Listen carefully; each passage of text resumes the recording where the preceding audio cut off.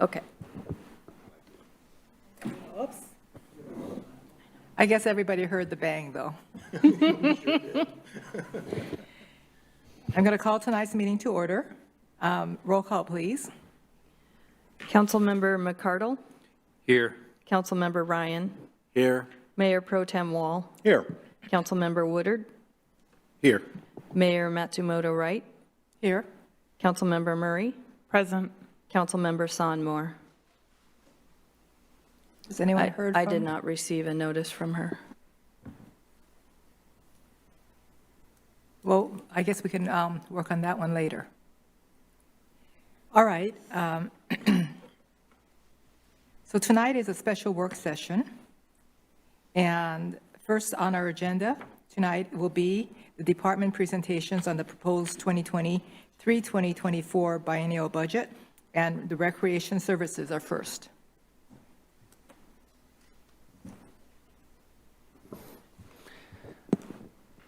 Well, good evening, Mayor Pro Tem, and council members. I'm Recreation Parks Director Jeff Betts, and I will be co-presenting tonight's presentation. And with me as well, we have Recreation Supervisors Rose Plug. We have Recreation Supervisor Renee Norton, and then also Ken Courtmarch, the Parks and Property Management Superintendent. So tonight is the recreation budget, the recreation and parks fees and charges for the 5-year period of 2023 through 2027, as well as the parks and property management budgets as well. So first of all, we will review the recreation fund, and that's 133 fund for reference. It consists of 4 recreation program divisions. You have aquatics, general recreation, athletics, fitness, and youth programs. But in addition, those divisions are supported by the aptly named Sports Services Division. Go ahead, next slide, Ken. And then the mission of Recreation and Parks, Recreation and Parks provides many benefits to the community, and especially if you consider the last 2 years, just kind of what everybody around the world went through with the pandemic, and really the built-up demand that occurred. We saw a lot of craziness in the parks, and the recreation really not so much, since we were closed for a while and then slowly reopened over the last 2 years, but really there's this pent-up demand for programming as we reopened, and is really hard to actually provide services. And when we're reopening and trying to comply with all the regulations that were placed based on state and federal requirements. So it was a very interesting last 2 years for everybody, but in recreation and parks as well. So the slide here represents the mission and responsibilities of the Recreation Parks Department. And it's also described in our narrative, our current Recreation Park Open Space Master Plan, as well as the comp plan. And recreation programs are to provide a wide array of quality leisure activities and events. We're also here to encourage and promote positive and healthy lifestyles for all ages and abilities. And we are supported primarily through user fees. And as mentioned, includes those divisions on the slide there. So I will hand this off to Rose Plug now to talk about aquatics programs. Okay. So some of our highlights for aquatics was we were able to offer training for leadership staff utilizing several organizations. And we were also able to train both public and staff in American Red Cross safety courses. And then for youth programs, we offered new diverse recreation programs. And then our preschool programs, the preschool and junior kids crew are running at capacity. Athletics. Oh, sorry.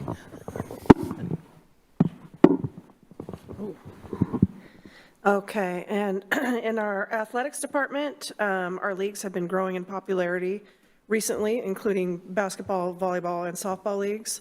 Softball leagues are finally up and running again after a few years, so we're excited to get that one going.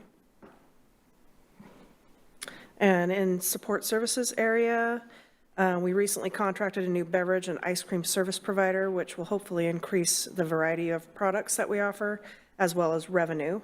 And we have sold 8,500 popcorns as of the end of October. So that's quite a lot of popcorn. Yes, it is.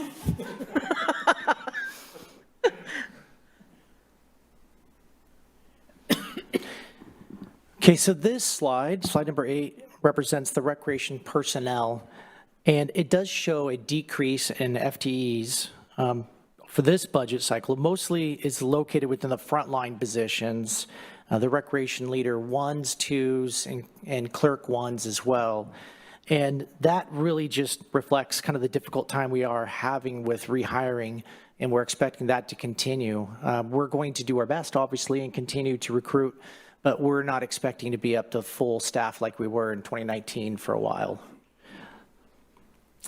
So another notable change on that slide, sorry, Ken, is just within our leadership team to point out there's a recreation coordinator position that is, you see it going from 4 to 3 in this proposed budget, but you do see the programmer position increase from 1.75 to 2.75. And that would be that we'd propose to move that recreation coordinator in aquatics to a recreation programmer position. And that's just to be more reflective of that person's duties with training, leadership, and organizational development opportunities within our programs as well. So that the person in that position, and I feel like ongoing organizationally of having that additional assistance within our leadership team in aquatics is going to be useful. So other changes from the 21-22 budget that you'll see in this one is shortly described up there. Short of a part-time staff, which we're going through now and we're expected to continue, means less hours the pavilion is open. We're currently open about half the day on Saturday. We're normally open much later than we are now, and we're not open at all on Sundays still. And really that's because even if we find somebody at the front desk to work, we need lifeguards and swim instructors to work those days as well. And if you have one and not the other, you can't open. And we've experienced both those issues so far. So both things have to line up perfectly for us to make that happen. And we're finding a lot of resistance to people wanting to work in those positions. And I think there's probably various reasons for that. Also another issue, excuse me, another difference would be field rentals. So Evergreen Playfield number 1 did not exist before in its current form. So it's a turf field now that is highly, highly used. If you drive by, you see that there's people out there all the time. So it's really just a great addition to the Parks Department as well as to the community. And we have people tell us all the time how much they love that field. It really is a great piece. So there's a lot of participation out there, and that rental income has really improved. We also have got quite a bit of expansion that we've recently done in room and pool rentals. We haven't done room and pool rentals for the last couple of years for obvious reasons for the pandemic, but we just started back up, and there's people that want to rent it, and we cannot accommodate everybody who wants to. There's so much demand. You know, people want to get back to birthday parties. They want to get back to doing pool parties and all the things that they've always ever done. A lot of scuba rentals that we have to turn away because we don't have staff to manage those. So it's a real problem. Demand is a great thing, but just trying to handle that. We also have proposed in this one a scholarship program. It's a proposal of $10,000 annually.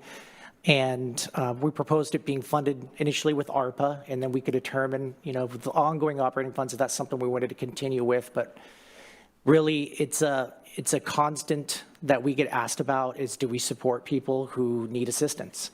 And currently, the only scholarship program support that we offer is through donations. So people would donate to the Michelle Ringler Scholarship Fund, and then we're able to redirect some of those funds to people in need for dance programs, swim instruction, and it doesn't extend as far into as many programs as we'd like to. It's not open to every different program, and it's very small. It's like $50 a quarter. So it's just like really minimal support to some of our programs. So having an actual funded program of that $10,000 would go a long ways to at least start to satisfy some of that, hopefully some of that need of people that can't afford the services that we want them to be able to participate in.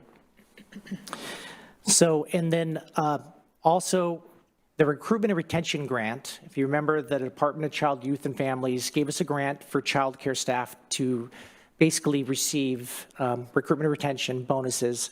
And then we came to council and we authorized that match with ARPA funds for aquatics, support services, and the rest of recreation staff.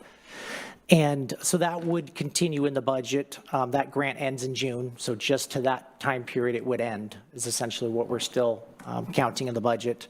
And we didn't highlight that. I think we had it in our other slides, but we didn't mention it. But at this point, I just want to mention that we did do that this year, and we plan to continue to do that in 23 with those same funds.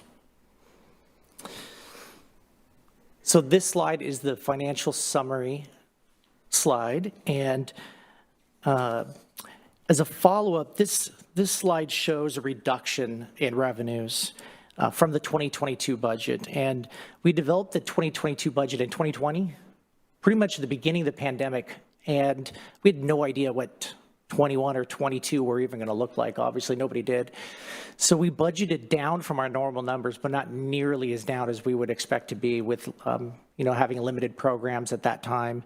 And really just now trying to open things up, and we're the last year or so trying to open things up and get more staff. But so we're seeing that reduction in revenues for 2022, and we're hoping to get back in 23 and 24. You can see them starting to rise a little bit. They're still not projected to be near 2019, but also our expenses continue to increase, and a lot of that is due to, we have increased minimum wage, which really affects recreation.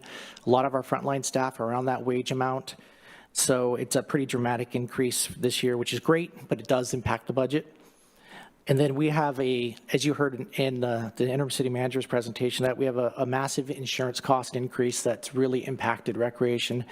And those costs get passed in our daily recreation activities, but also through property management. There's a huge increase in property management insurance costs that a large part gets passed on to the recreation fund.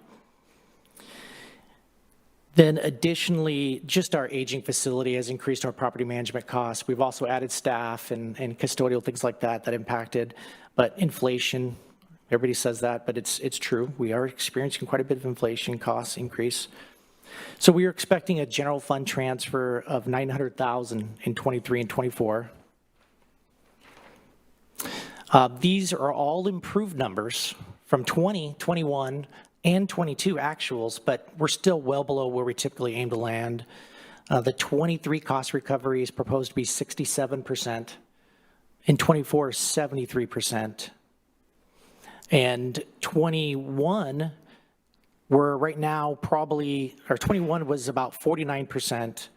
22, we're projecting to be in the low 60s. And we were budgeted to be like at 74%.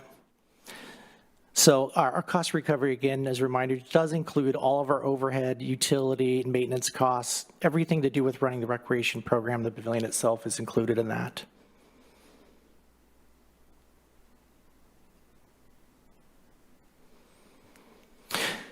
So now we are on to the recreation fee schedule. Sorry, excuse me. So yes. You want to ask a question? I guess, I'm sorry, it just seems like a good break point to kind of Absolutely. run back through the financial summary.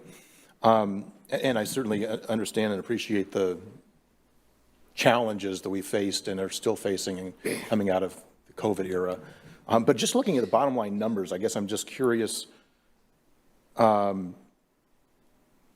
recognizing that there's still a high demand, which is great, but we're having challenges meeting that demand because of staffing.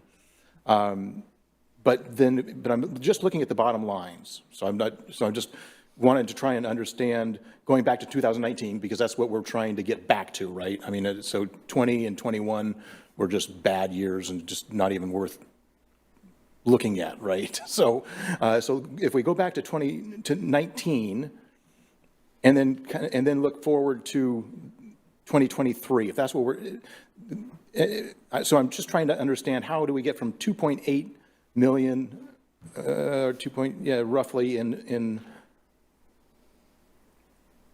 funding, it's 3.2 million in revenues, and then, but expenditures, I guess, is 2.7 to 3.2. So we're, in other words, we're looking at about $500,000 increase from what we were experiencing before, yet we're not yet up to the same level of providing services. You did refer back to the, inflation, cost of inflation, insurance, things like that, just all of that. Is that $500,000 increase due to solely that, or what, where are we seeing those cost drivers getting us from 2.7 in expenditures to 3.2? Does my question make sense? Yes. Okay. Yes, absolutely. I think one of the biggest cost drivers is property management. I think that our facilities cost increase, I'd have to look that up right now, but it probably went up over $100,000 alone, just over year, not including 4 years ago to now.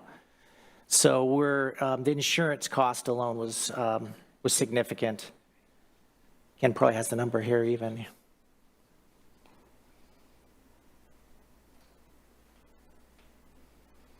But there's that. There's obviously, minimum wage is a significant. That's probably, I'd say that's like $25,000 alone, year over year, 1 year, right?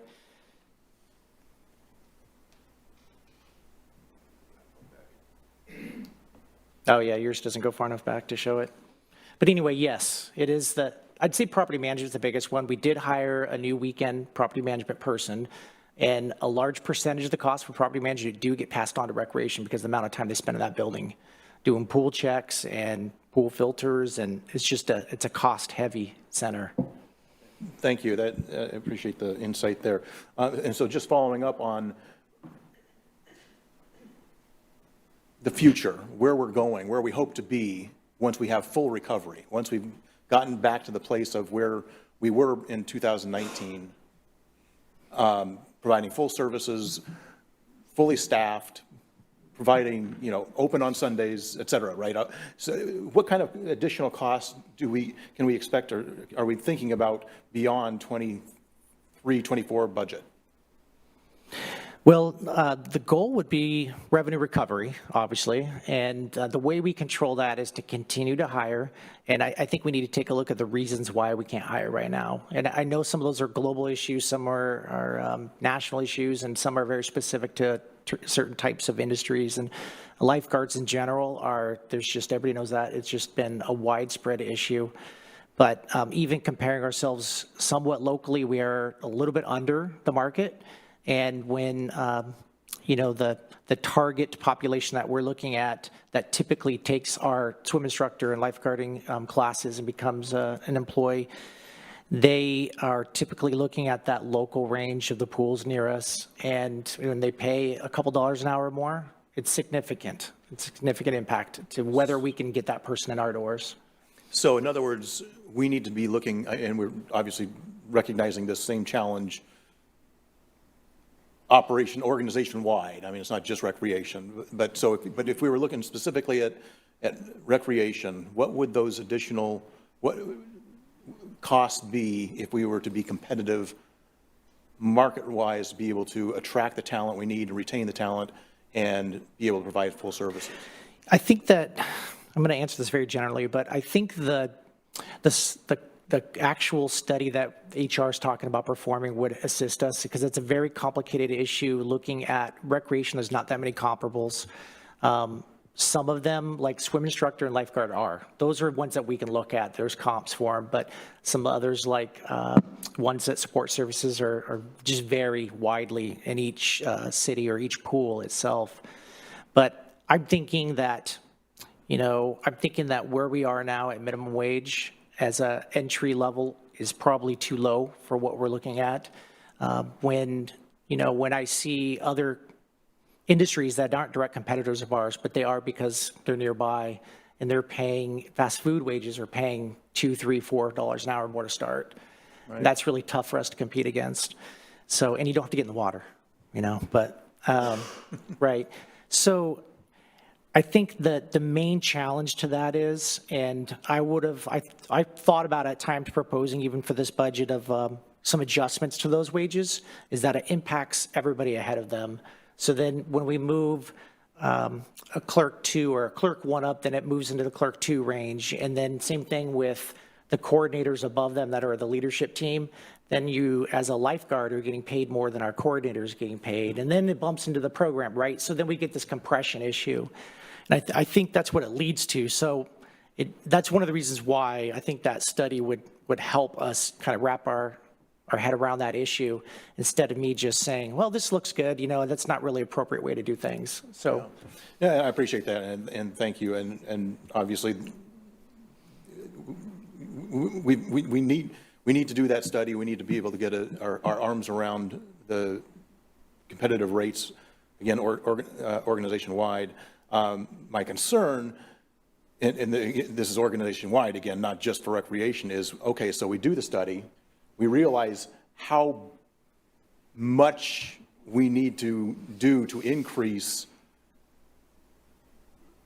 pay for any number of positions, and then we find ourselves in a hole trying to be able to fund everything going forward. So I guess, in other words, we're not budgeting for that, for those increases now, because we don't know. We don't know the answer to that. So I can understand and appreciate not being able to answer that question and fund it in this budget. But my concern is halfway through or fully, through next year, so at some point, we are going to realize that we've got a problem and we've got to increase pay, and we're not going to have the money to do it.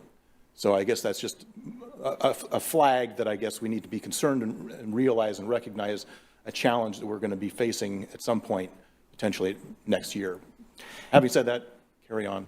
Good luck. I think there's other solutions besides just wage rates as well, right? There's other things we can look at, and that's, we were just talking today about a swim instructor who referred to his friends to us, and now those people just applied to become employees. And those are types of programs we could probably institute to reward those people, similar to a lot of private industry does, that a lot of public industry just does not. The public, services do not do the same thing that private industry does for a lot of those things. But maybe potentially that compensation study could take into account some of those things as well, besides just wage rates. Our benefits, everything involved with what we offer that makes us attractive could be something that we take a look at and consider anyway. Thank you. Yeah, you're welcome. So it's a very complicated We have subject. another question? Absolutely. Thank you, Mayor. Just a real quick question. Athletic fitness, looking at 2019, says 135, then 2023 is 249, and then 260 after that. Is that just Evergreen One's impact, or is there something else going on there? Yes. Wow. Yeah, that's the big part of it. It's not the only part of it, because adult leagues have been declining for a long time. Right. So I think that part of it is we're expecting them to kind of slowly start to come back. And so, yeah, but 100,000 of that is probably just that one field rental. Excellent. And I'm embarrassed to say I don't remember how much we spent on that, but at 100,000 a year and growing, that's pretty much paid for itself pretty quick there. Improvements or not? Not quite, but yeah. Yeah. I think it was probably like $1.5 million just for the field. Yeah, but in So, decades' pretty close. time, Yeah. quickly paid for itself. Excellent.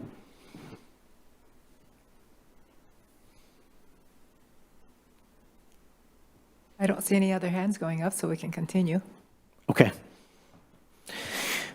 So the recreation fee schedule, taking all of that into account, is something that we do when we're thinking about the fee schedule. And this was, council adopted an ordinance in 2000 that enabled recreational park fees to be set by a resolution. And it's also set in a 5-year schedule. But we do bring this back every year for council to review. And that way we can show proposed changes and also already approved fees. This presentation tonight will compare 2023 fees and adjustments that are proposed by staff. So part of that review process, staff really takes a look at everything involved. Really, it's a pretty rigorous process that we undertake. And really, we need to take a look at the program demand. Each program is so different with all these aspects listed on this slide Some programs may be in high demand, and that's one piece of the puzzle we need to think about. And another one is that cost of that program per unit. So we try to break it down so you look at your apples to apples instead of having stuff that doesn't look right because you're comparing monthly costs with hourly costs or weekly, things like that. So also just taking comparisons, looking at who else around us, our competition as well, who's offering what programs at what rate, and then also the economy, both local and also the sentiment of the economy plays a role in whether people actually participate in recreation services. So all those, excuse me, all those factors are involved with the recreation fee schedule. We also take into account the financial goals of the city.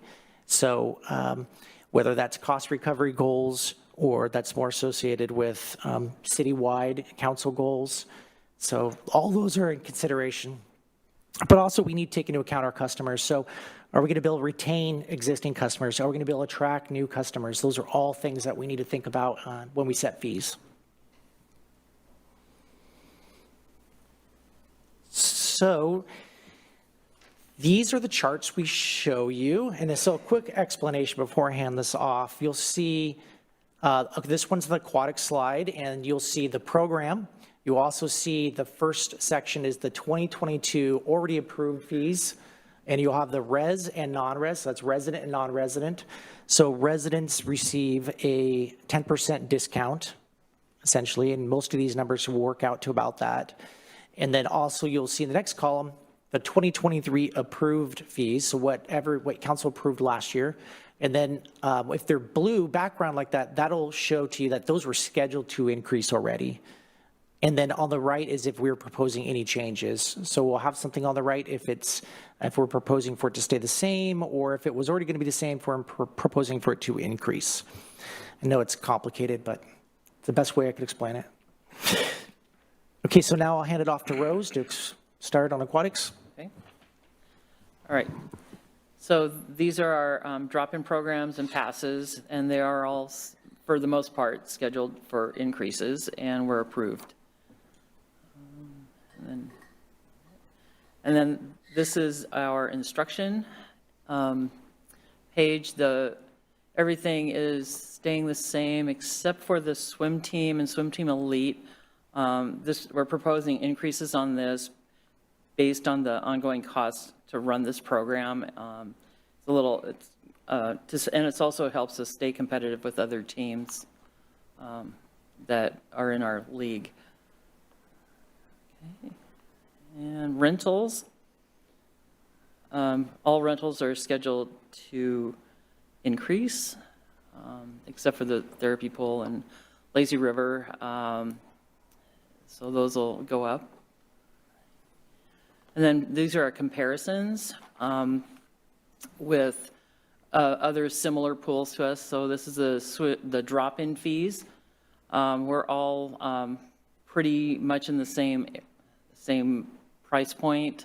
Snohomish is kind of out there, so they're not real close to us, but Linwood and Madison are. And then you can see our residents get a little bit of a break there.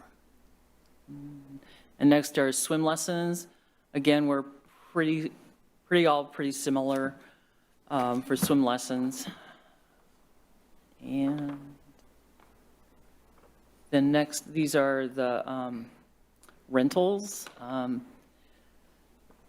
Pretty much everything's staying the same. The indoor playgrounds and dance party rentals are scheduled to go up. And then there's a correction on the Mambo's Twilight Dance Rehearsal. Non-residents will pay. We're proposing that non-residents go up to 17. So, and compare. Okay, I think Renee. Oh, this one's mine. This one's yours. Okay. Okay, we have a few more slides here for you. This is our youth program, so school age, Aqua Kids and tennis team, and our school age camps and tennis and basketball camp are scheduled to increase, and we are not proposing any changes.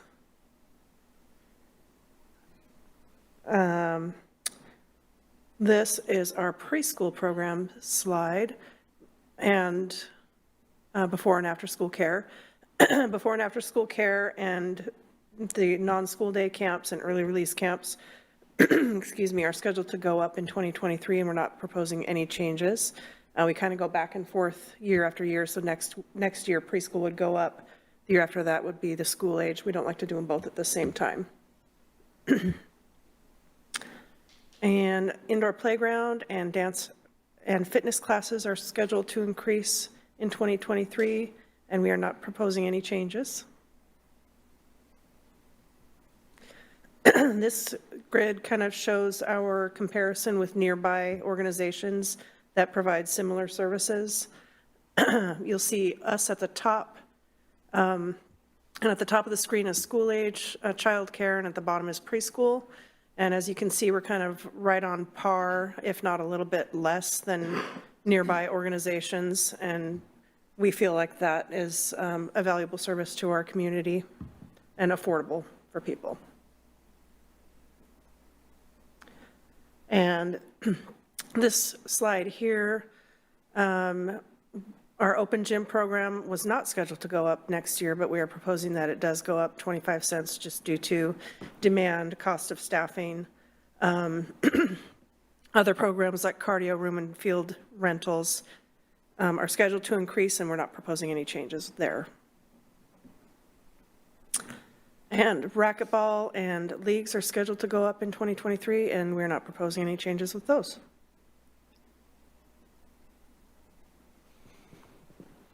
Okay, thank you, Renee. So this is the review and approval process that we go through. On October 11th, the Recreation and Parks Advisory Commission reviewed and approved the fee schedule. And here we are. It's actually November 10th, not 9th up there, 9th through 10th. That's when I didn't know which day it was going to be. And then it's actually scheduled for November 21st for council, if they see fit, when the resolution that's been proposed is adopted for recreation and park fees on that Monday consent agenda. Any questions? Does anyone have any questions or comments on the fee? Go ahead, Councilmember McCardle. Not on the fees themselves. I was with the RPAC committee when we reviewed these before, and so my question is, do we have a way of knowing with our programming how many of our residents versus non-residents take advantage of those, or any way you could speak to that? Yeah, it varies per program. So it really does. When you're talking the pool, it's much more of a regional type program. So drop in, you'll see people from all over the place. And swim lessons, I have neighbors that take swim lessons, and I live up in Lake Stevens. So it varies per program. Kids Crew is very, Kids Crew, Mountlake Terrace, I should say, would be Mountlake Terrace residents. We do have a Kids Crew site at Madrona, so that's going to be mostly Edmonds or non-residents, right? So as a whole, if you wanted me to take a guess on the percentage, I'd say, I don't know if I give you a percentage, but the largest single group of all of our program participants is by far residents. The largest single group. But I would say as a whole, probably non-residents might make up more than the residents. Okay, thank you. Go ahead, Councilmember Murray. Thank you, Mayor, and thank you all for the presentation. I did have a couple of questions. One, kind of following up on the conversation about the childcare piece. I know that I think in the past we had talked a little bit about kind of that right at school and Kids Crew, and I guess have we seen impacts in our, how much revenue we're seeing from Kids Crew, and do we anticipate that may continue to change here in coming years? Yeah, I mean, our programs are, Renee does the registration, she knows better than me the exact numbers, but our programs have been pretty full. We've seen some impacts for sure. I think some of our numbers have been down impacted by our staffing. So that's, us not being able to find people necessarily, but the school district decided to use right at school model at all of their schools. The only one within where we have programs is Madrona, where they don't. Madrona is the only one that does not, but they did pair our programs with one at Terrace Park and Mountlake Terrace. And they do have kids in those programs. So it is making an impact on us. Okay. And we don't have an idea of kind of potential, is that a partnership I think there was like a 3-year initial, if I'm remembering correctly. I can't remember what that time frame was, but is that we anticipate that those are continuing partnerships at this point for the Yes. foreseeable future? I'm anticipating that, yeah. Okay. And then the other question I guess I had was around the revenue we get specifically from going back to trying to scroll up. The training we do around specifically lifeguard-related courses.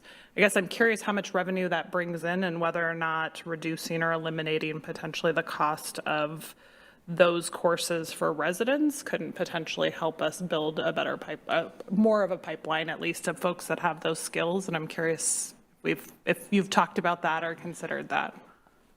Making it no charge for residents? No charge or greatly reduced for residents, yeah. Well, I can answer it too. It's not something we've discussed, but we do have a program in-house that if we bring somebody on as a swim instructor, after a certain amount of time, we will give them lifeguarding. We just, okay, you've proven yourself, now we're going to have you do this if you're interested.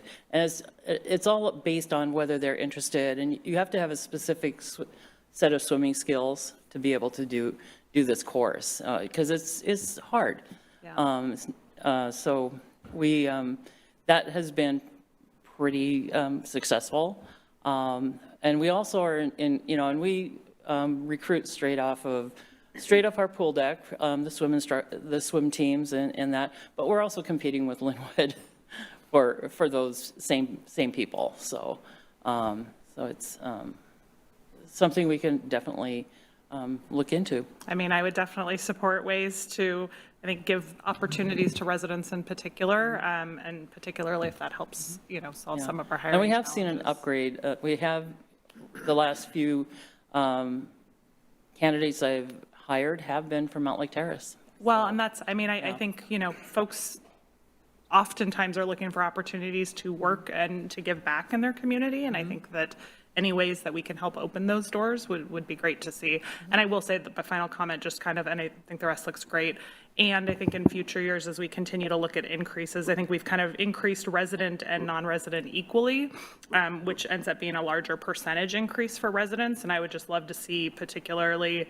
given the investment in general fund dollars that we've been putting towards recreation, and sounds like we will have to continue to put towards recreation. I would love to see how we make sure that those investments are things that are reflected in easier accessibility for our residents to be able to access those services and programs. But appreciate all of the work, and it's one of my favorite parts of our community, so thank you. All right. If I see no other hands going up, I'm going to go to Mayor Pro Tem. Thank you, Madam Mayor. Yes, thank you. And, okay, so let's talk a little bit about, first of all, let's start with the scholarship. I'd love to hear a little bit more about the scholarship program that you're proposing, how that's going to work, how we're going to set that up. And then I'm going to transition into getting back to the child care. Would it be better, we've been talking about utilizing ARPA dollars for child care anyway, and potentially going through other programs and other services that offer child care or expanding child care resources for our community. I'm curious, first of all, about our scholarship program, so tell me a little bit more about that. Then second of all, would it be worth setting up a scholarship program for our child care? And is there a need or demand, or can could we set up a scholarship program in addition to this scholarship program for recreational programs, but specifically for child care? That would be useful. Yeah, I'll let Renee answer part of this because she knows more about the scholarship program itself, but we did apply for, if you remember, the SEEK grants, right, through AWC and WRPA, that is through the state, part of the, I think it was made from CARES Act funding at one time, but so those funds were something that we could utilize for childcare, if you remember, during the pandemic, so that worked great. But we did have some parents who were very reluctant to take that because I think it does impact their DSHS money. If they qualify for DSHS co-payments, then, and they taking money for a scholarship program, it affects that program, I think. Is that kind of what we ran into? So it affects the people who qualify, don't want to do it because it's going to affect their benefit. Interesting. So we need to try to impact maybe that next group up even, because childcare is expensive for everybody regardless of who you are. Right. So it's a great idea. We would love to, one of the things about the scholarship program we were talking about is that it would be open to childcare. That this would be the first time where we could actually offer something more significant to people and ongoing help. $10,000 will go away in a hurry, right, with that expansion, but it's a start. It's something that we aren't doing right now, currently. And we've talked about several different ways to set things up and done some research on what other entities are doing. And we definitely like some of the methods that are set up that are based on data that's easily accessible. School district uses a lot of free reduced lunch type things. There's also something, I can't remember, there's another measurement that local entities are using. So we've talked about different ways for people to apply and show us that information, and then that's how they would, acquire those funds internally through our programs only. But Renee knows a lot about our current child care programs and scholarships. Yeah, our current scholarship program is 100% donor-based. It's people dropping in $1. It's people giving their change from their coffee that they buy at our espresso stand. And due to that, there's not a lot in there. So our criteria is pretty stringent, and we ask for their tax return, and it has to be under the certain threshold, but based on, I believe it's Washington State guidelines. And we allow $50 per calendar quarter, which if somebody is paying $500 a month for childcare, that doesn't do a whole lot. It's a drop in the bucket. So it's good for swim lessons and things like that, but for childcare, it's not. So we have realized that we need to sit down and iron out how we're going to, distribute these funds if we get them. Is it going to be one free week of camp per summer? Is it going to be $100 off your tuition for the 10-month school year? Well, we need to figure that out, but that's something we're really interested in and would like to provide to our community. Yeah, good. No, I think it's a great idea. And so it would be worth exploring, I guess. But it sounds like as far as childcare specifically, we're better off looking at that in other services and other programs and how they might be able to provide additional services for those in need. Because if we try and set up our own program just for our own, scholarships for people utilizing our own childcare, that may or may not work, or it impacts them, and it sounds like that's just maybe. I don't think an in-house scholarship program would have impact that. I think it was just that SEEK grant money. Okay. Yeah. Be something we'd have to look into. Yeah. Okay. Well, I guess, yeah, going forward, when we get to the discussion about ARPA dollars, maybe it's not right to put that into this budget now and just kind of earmark that at this time. But when we get to the ARPA dollars and how we want to spend those dollars for child care services, think about whether it's worth setting something up through utilizing our program or using other services or whatever. So that's just something to come back on for our future discussion. But one of the things I did want to make sure we address in this budget, and we kind of referred to it last night, is one is a funding for updating our arts and culture strategic plan.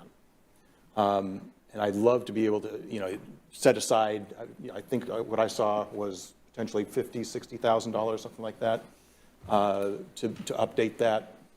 And so if we could, I'd like to see us include that in this budget, whether it's using general fund dollars or ARPA dollars to be able to do that. I think that is an important step. The other thing that I think is worthwhile doing is, as we were talking about with the DIC, I think I'd love to see a program for the Arts Council to set aside for, performing arts programs, or, just a separate grant program for events and activities and performing arts and,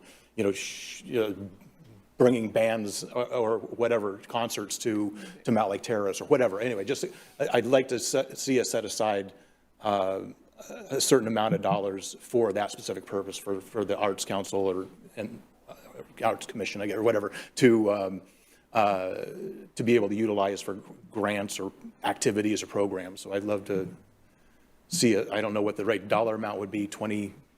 We were looking at, I guess it sounds like 20,000 for DIC. I'd love to do, equal match, about 20,000 for arts kind of programs, or, maybe it's 15,000 each. I don't know. I don't know what the right dollar amount is, but I'd love to have us take another look and get that included for both programs in the final proposal.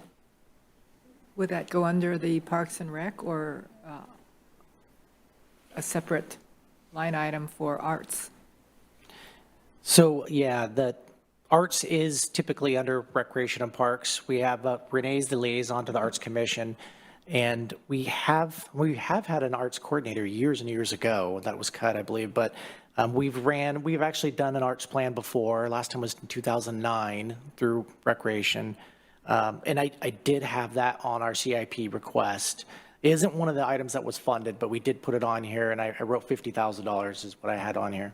But, so it is something that I know that council's talked about in the last few years, and it is past due to be updated for sure. I think it would be, if we're looking at investing in arts, that'd be a good place to start to really try to develop the beginning of a game plan of what the community wants and needs. The RPOS has identified quite a few things, but I think this would kind of delve into that a little deeper and get a lot of input from the public. Yes, please. So do we ask them to change the numbers to add some of that? Yeah, I guess that's what I'm asking, is it when you know, based on the discussion that we've had last night and tonight, when you're going back and putting things together or reworking your magic, I'd like to see us include that. And so if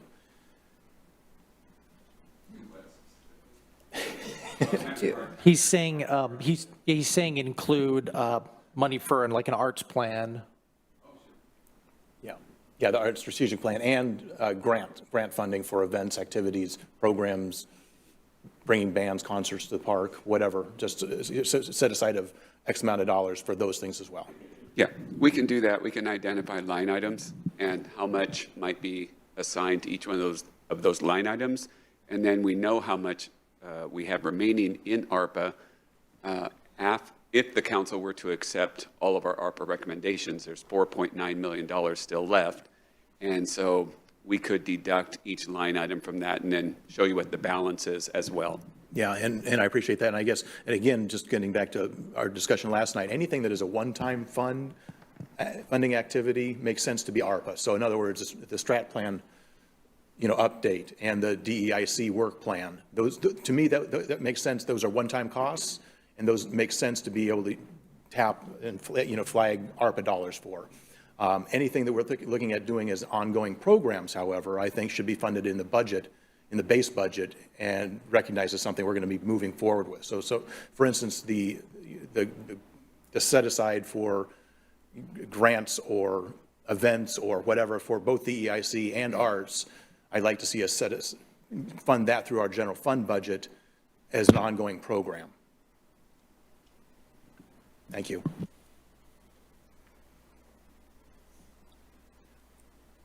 Okay, are there any others? Anyone else? Does everyone agree with that? Okay. Do we have any more? That was it for recreation. So if you're done with recreation, we could excuse Rose and Renee if you have no more questions for them. Thank you. And then we can move on to parks.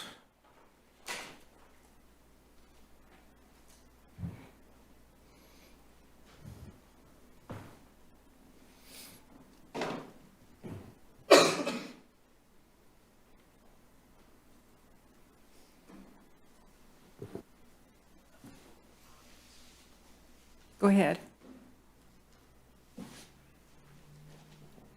Thank you, Mayor. I just wanted to add that later we'll have a discussion on the arts, and I'd like to bring you some information that the city paid for approximately 10 years ago on what we should do in the city for the arts, and take a look at that document. See what it says, because there's a lot of options, not just having someone for the arts, but having someone that's a coordinator for all events in the city.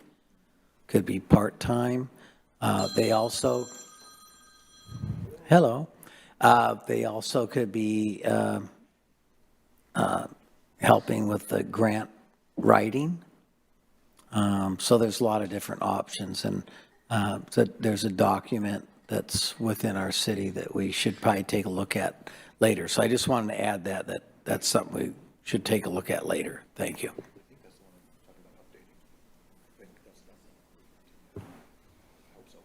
All right. Yeah, the Arts and Cultural Strategic Plan. Yeah, yeah.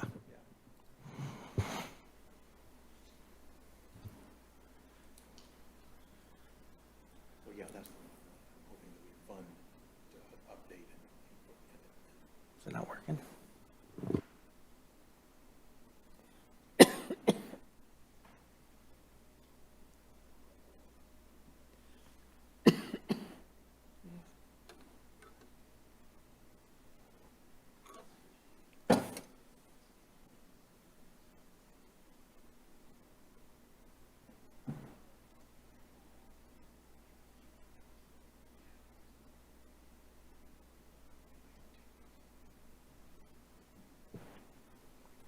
Okay, we're just dealing with a couple of technical things. That's fine.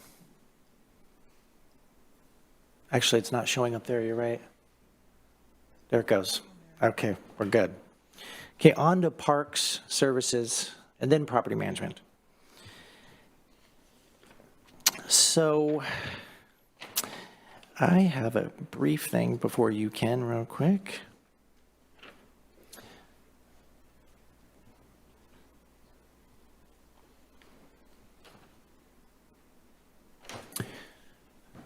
I'll just hand it to you here, Ken. This is going to be you. I think you have slide 2 anyway, right? Yeah, I'm going to start at slide 2 then. All right. Okay. There you are, slide 2, Ken. Thank you. So we'll start with the Parks Department this evening before property management. So simply the mission of the Parks Department, of course, is to maintain and improve 293 acres worth of park property throughout the city, to be good stewards and sustainably maintain these assets to provide accessible parks, open space, and trails. Some of the recent park projects, I'm pretty excited about these. I've been here a long time, and it's fun to see these things actually start to happen. It's exciting. From the ball field that you just talked about earlier, we opened the Ballinger Park waterfront this January, and it's just being used overwhelmingly down there. It's just exciting to see these things happen. The East Side Trail and the Hazel Miller Universally Accessible Playground is in construction right now, and will be wrapping up before the spring of next year. And the Bicentennial Playground, actually, if you haven't been out there, that is actually being erected as we speak. It's already, the posts are already up, and we'll be pouring the concrete around that next week.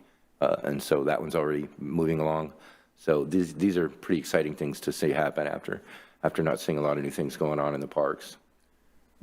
Volunteerism, as far as accomplishments go, volunteer and community involvement has always been a priority in the Parks Department. Historically, we've been able to get approximately 2,000 to, at least a full FTE just in volunteer hours. Historically, of course, the pandemic did cause a serious drop in that. We were down to about 630 hours in 2020. We were able to start to see that rise, though, and in 2022, so far through Q3, we've got 1,147 hours of volunteer hours. We probably won't reach 2,000 this year, but we're clearly slowly climbing back into it. A lot of that is due to we saw a lot of people at the spring cleanup. We had about 70 participants there. We had a good 30, 35 people at the fall cleanup working with Terrace Park Elementary School. We've got a number of scout projects. Actually, I didn't see any Eagle Scout candidates for about 1.5 years, 2 years. We just had one complete recently, and I've got 2 more in the works that are starting to put their projects together for to beginning of next year. And then we do have various scout projects, with the Girl Scouts and Boy Scout troops out there as well that have been contacting us. So that's starting to increase as well. So I'm pretty excited about that. We're also seeing the returning of the groups such as the Garden Club and the Adopt Park groups like the Ivy League, and they're out working around and working hard. And don't forget on the 19th, and yes, I will be available. So that will be coming up on the 19th. But it's just exciting to see that we're starting to see this come back to at least we're getting closer to where we were. In the Parks Department, in personnel, the personnel that we have, or historically have had, we usually was, for many years, it was just 4 people taking care of the parks with the department director and myself. The personnel overall does have a portion of the director and the superintendent, and now we have 5 maintenance workers, thanks to the approval from the council to include somebody to help us over the weekends. And then that also includes the Parks project manager who's been helping us deal with all of these projects, and Jeff's going to go into many more projects that are scheduled for the next year or two. And then we did include an event coordinator in this proposal. And it just as some of the changes from the 21-22 budget, it included that parks person, the event coordinator that can help with arranging events that include cultural and arts, as mentioned before, the volunteer events, other special events such as the 3rd of July and National Night Out. That is the intent, to have a person to help us kind of range that in. At the moment, it's kind of Jeff and me and a handful of other people that are putting these things together, and it'll be nice to have somebody to help us with those. The Trees for Terrace program is actually mostly funded through the sound transit mitigation for the trees. We're kind of jumping on the back of what Laura Reed had put together for the Trees for Terrace for street trees from the Public Works Department. And so we kind of expanded that to include the parks. We had done we had Porterra come do their evaluation of where we were having issues with invasive plant material around all our trees in the parks. And this would be an expansion of that to take a number of different parks and give us a much more comprehensive inventory, and then actually species, size, caliper of trees, those kinds of things, that we can actually start getting these things planted and start using that funding from Sound Transit. Again, we did add some funding for the 3rd of July event to make sure that that kept going, and we're going to start doing a lot more deeper look into ADA barrier removal in the parks, and make sure that we can get everybody to those items as we're building them and as we go. And then Jeff's going to talk about some of the capital projects. So the following capital improvement program slides represent the funded projects, mostly funded with grants. These 4 projects represent about $8.5 million, with $7 million of it coming. You can stay on the last slide, Ken. There you go. With about $7 million, or 82% of it, coming from grants. $1 million would be coming from park impact fees, and about $500,000 in street vacation and wireless facility fees, but 0 general fund dollars for these projects. So what's not in this presentation, you'll see coming up in the next one after us, is the Ballinger Park Hall Creek Restoration Project. Just wanted to point out, we're really proud of that project. We worked on it for a number of years, and it's been a great partnership with Public Works and Laura Reed, and the stormwater budget is actually taking on that, and will be in that presentation. But it's a good partnership between internal departments to work on that. So it's really been good, and I won't take away their thunder because Jesse's going to talk about that probably with Phil here. So, but there were, beyond these projects, there were additional funds requested, similar to what we always do for parks and property management and recreation. Is we put together the unfunded, what we think are going to be unfunded, hoping that some of them are funded, but what we requested and identified mostly in the Recreation and Parks Open Space Master Plan, and that amount totaled over $72 million over the 6-year period, but includes more than half of that is for a recreation pavilion. So this CIP doesn't address all of that or that facility. The suggested improvements for 2023 alone were over $4 million. Is that total really exceeds our means? Really, realistically, having a $72 million 6-year CIP is really tough. So these are just all the suggested improvements and things that need to happen, but we know that they're not all going to be included. But a few of those, just to highlight a few of them that are unfunded, would be Veterans Memorial Park, the upper area improvements, so including the restroom, the playground, a new paved pathway that's lit on the upper, more developed play area, so that's not included. Ballinger Park, continued improvements beyond what I'm going to show you in a second. So that would include some of the beachfront, the splash pad, the area behind the senior center that's like a gathering area, the runnel, all those different kind of things still in Ballinger Park we need to work on. Playgrounds, lots of playgrounds not included in here that are all scheduled. pretty far past their prime there. Include Terrace Creek, Ballinger, Terrace Ridge, and then restrooms, lots of restrooms that we need to identify. And these are kind of the top priorities I'm listing now of what the RPOS said. Terrace Creek, Forest Crest. I mean, everybody who plays baseball or soccer at Forest Crest obviously wants a restroom there. And there's porta potties right now. We probably spend about $30,000 a year on porta potties, at least. So the system-wide requests that were on there as well include fencing, parking lots, pathways, all the infrastructure items in the park system that just aren't really addressed, and there's no money to address them right now. So we repair things where we can, but we can't redo them, is really what it comes down to.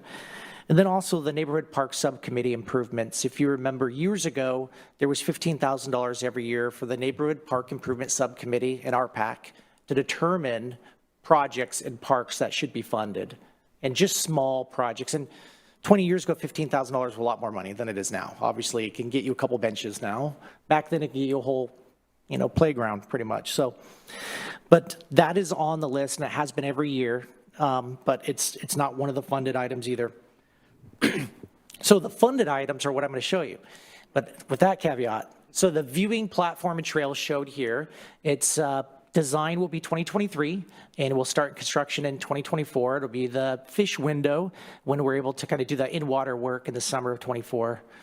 But it really lines us up for Ballinger Park being closed in the summers, the next 2 summers again, is really what it's going to be an impact. I know, you don't want to hear that, but not the whole park, so it'll be isolated, but the next summer, the west side will be closed for construction for Hall Creek restoration.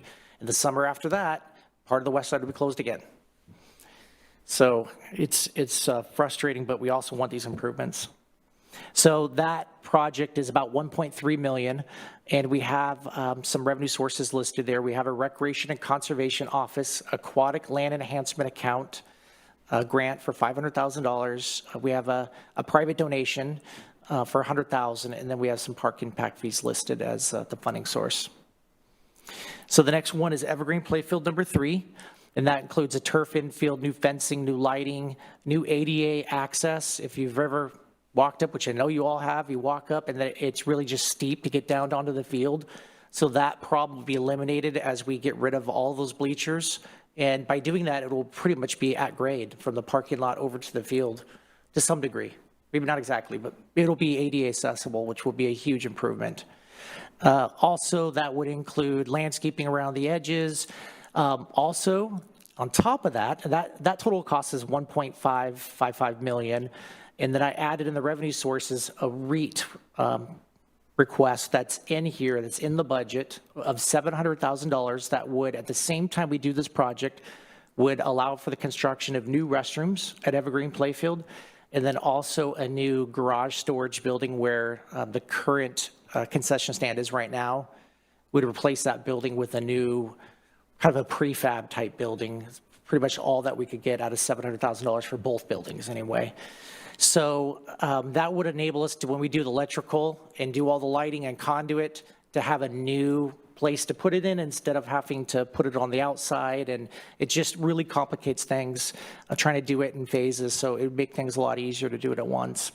We did an accessibility study of the restrooms at Evergreen that were built in 1976, and it, by today's standards, it fails miserably. So we've made steady improvements on it here and there, but short of replacing the whole building, it'd be pretty tough to make it fully accessible. So that is in there. So that would be an all-in-one project. And then the next, and that would be designed in 23, and then we are hoping construction 23. I'm not sure that's going to happen, but I'm still leaving the hopeful in there. And then the next one is the Evergreen tennis courts, and more than likely that would be designed in conjunction, since it's very close to Evergreen Playfield number 3. So that would be kind of an all-in-one design, and then we would go out for both those areas. And that includes really just money to redo all the tennis court surfacing, new fencing, new lighting, new tennis posts, new nets, those kinds of things. And we will engage the public on all these projects. There will be meetings to discuss what they actually, what will actually go in to some degree. We have parameters from the grants that we have to do certain things, but things that we can tweak, we'll ask for public input, obviously. And we've already had quite a few people ask us about pickleball in these courts. So it'll be something that we have to talk about. It does include some access improvements as well to the tennis courts, and you can see revenue sources there. And then the last project is the Transit Connection Corridor project, which is a little over $5 million project. And we've already started the design process. We started actually 3 years ago when we did the plaza, pedestrian plaza. But we are now working on the design through Veterans Memorial Park, and then we're working on finalizing the pedestrian plaza. There is a public meeting virtually Tuesday, this next Tuesday. So some information went out on social media and then a press release today, I believe. And so it'll really just be a refresher meeting for everybody to remember 3 years ago time of all the input they give of where we're at now. And then we'll be at 30% sometime this month. And then we'll be moving into January, hopefully be at like 60%, and we'll hope to construct next summer. So, and the revenue sources are all listed there as well, but there are no city funds included in that project. So over $5 billion, and we have federal, we have Sound Transit, and we also have PSRC money.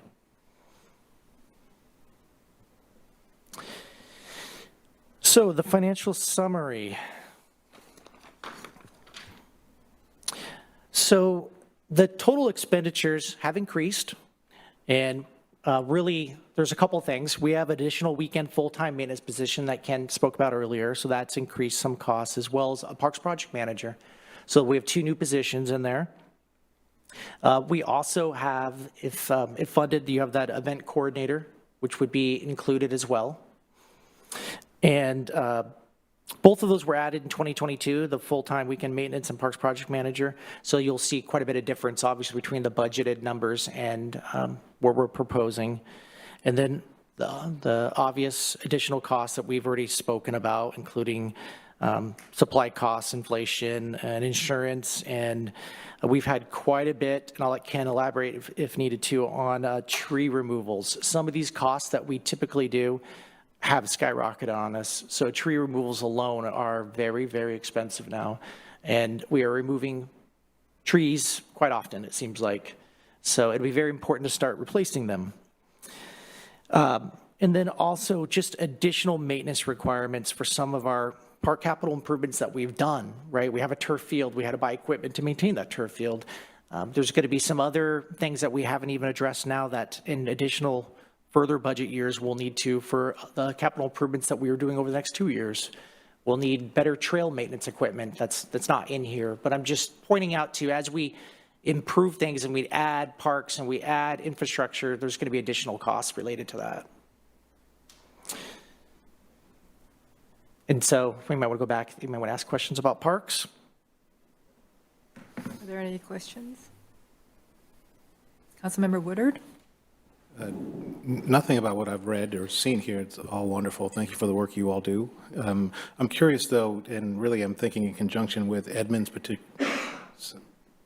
perhaps investing in their side of Ballinger Lake, and then pulling that back to saying, well, how would one get there, and transportation and the interurban trail.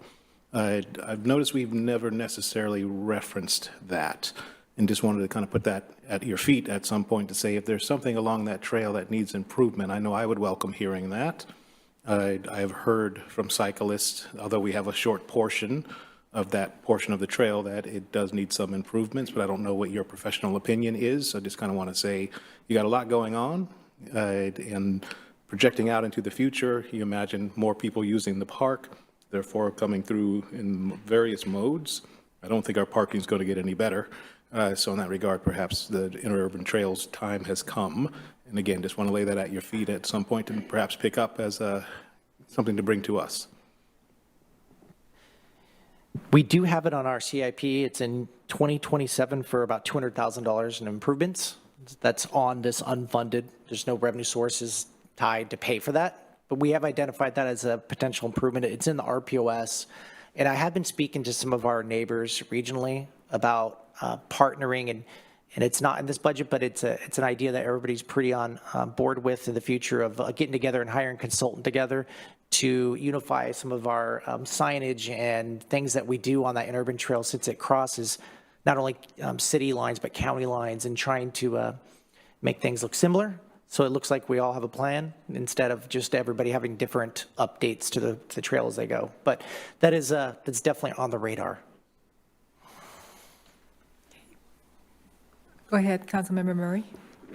Thank you, Mayor, and thank you for the presentation. I guess just a quick thought. I mean, we've talked about some funding for some of our other commissions, and you mentioned the previous allocation for I always put it the wrong direction, the Parks and Recreation work that we do in NPIS. I guess I would love to see that if we're going to fund kind of our other commissions and give them some latitude to do some additional work.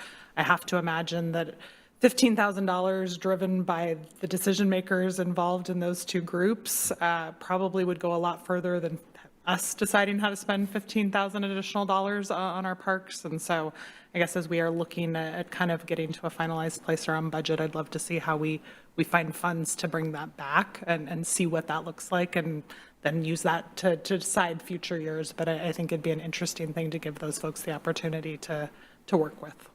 So thank you. All right. So Mayor Pro Tem, I guess you're next. Thank you, Madam Mayor. Thank you, as always, gentlemen. Just a note from, you may have heard last night, and again, I'm sure we'll get it in the materials when we get the budget books and all of that stuff, but as always, I'm interested in the details behind the services and charges and the supplies, and what are we spending $60,000 for in supplies? What are we spending $350,000 for in services and charges? I'm sure it's good stuff. Just, yeah, looking forward to getting those details when we have them. Yeah, so thank you. Then I wanted to jump back to let's see, what do I want to touch on first? I'm sorry, I have to ask this. I'm sorry, but why does a restroom cost $700,000? I mean, you can build a house, for crying out loud, for that much money, yet. So there's a lot that goes into that building. There's utilities, there's plumbing, and we do have existing there, but we have so many problems with our existing. When it's 40-something years old, we're going to have to redo everything to the street. But it's not just one building. That would be two buildings. So right now there's the restroom building that has a chase room and an office, right? And that would go away, and in its place what we presented to RCO a couple years ago is what we would propose now would be a restroom that it actually would have more stalls than the current one, so it'd be a little bit bigger to accommodate the turf field, but also have a concession area so that local youth groups that, as they currently do, would have a place to serve, food and sell concessions out of, since we do have a contract with MTYA for that. Then the other place where there is a concession stand and a garage would be replaced with more of a prefab type building there. I got quotes from a very reputable company that does this around the country, and they're on the state contract, and their cost for both buildings is over $1 million. So, and that's two buildings. So I did one building and one prefab. All right, thank you. I don't think any of us, including you, like the answer to $700,000 for that, but I guess it is what it is, and government somehow ends up having to spend more than, anyway. I won't dwell on that subject for now. I'll jump on to a more positive subject. The events coordinator, very excited about that being funded and part of the budget. I did want to touch back on, so in the Parks project manager position. As I recall, part of that role was to help with grant writing. Is that correct? Mm-hmm. Yeah, okay. Yes. And are they able to help with grant writing for more than just parks and recreation programs? Can we tap on them for, obviously we've got a whole nother, with the Public Works, a whole other set of things and specialties, but I'm thinking of more like, again, kind of combining, trying to find funding for parks and recreation and cultural and, really getting our arts and diversity programs working together. Mm-hmm. In a lot of ways, and being able to utilize them to help find funding for both programs to expand on ideas and things that we want to be doing and growing our arts and culture to meet that goal for the city. The Parks project manager is She has a lot of experience in engineering and stormwater, and that's her past background. So not as much in that area as her experience. She's actually writing a grant right now that's due Monday through RCO for a planning grant for Terrace Creek right now. So we'll see. It's interesting. It's brand new, just came out. But I think that the event coordinator would be a likely candidate for something like that, though. Okay. Because I imagine the event coordinator would help put on, arts events in the parks, recreation. It could be many different type of events that this person could do. And that person would also be able to apply for grants and find sponsorship dollars and bring in businesses to help donate for those. And I would envision this person would be able to essentially pay for part of that position, considering we're paying $20,000 in this budget right now. We're proposing for a fireworks show, right? And if that person went out and find sponsors to pay for that, it's going to save us money. Brilliant. So I think there's a lot of ways that position could help us, and that's one of them as well as writing grants, I think. Very good. Just wanted to confirm that's the case. We're going to be able to utilize them for that as well. So I'm thrilled about that. And I guess the only other thing, and I know it's not something for this budget discussion, but would love to get an update on, there's been some discussion behind the scenes about the rec pavilion and what are the next steps, and trying to figure out, is that a multi-jurisdictional thing? Is that a Metropolitan Parks District thing? Is that, how are we going to deal with that? And it's a huge dollar amount that we've got to face up to, that we can't deal with in this budget cycle, but something that we would like to get an update on sometime early next year, that we can start that.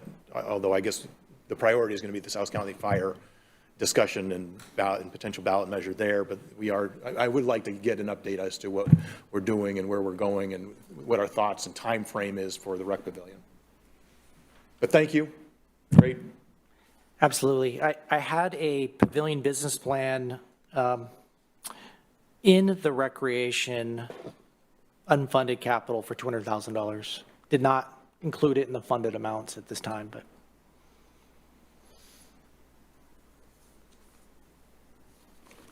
Well, one step at a time.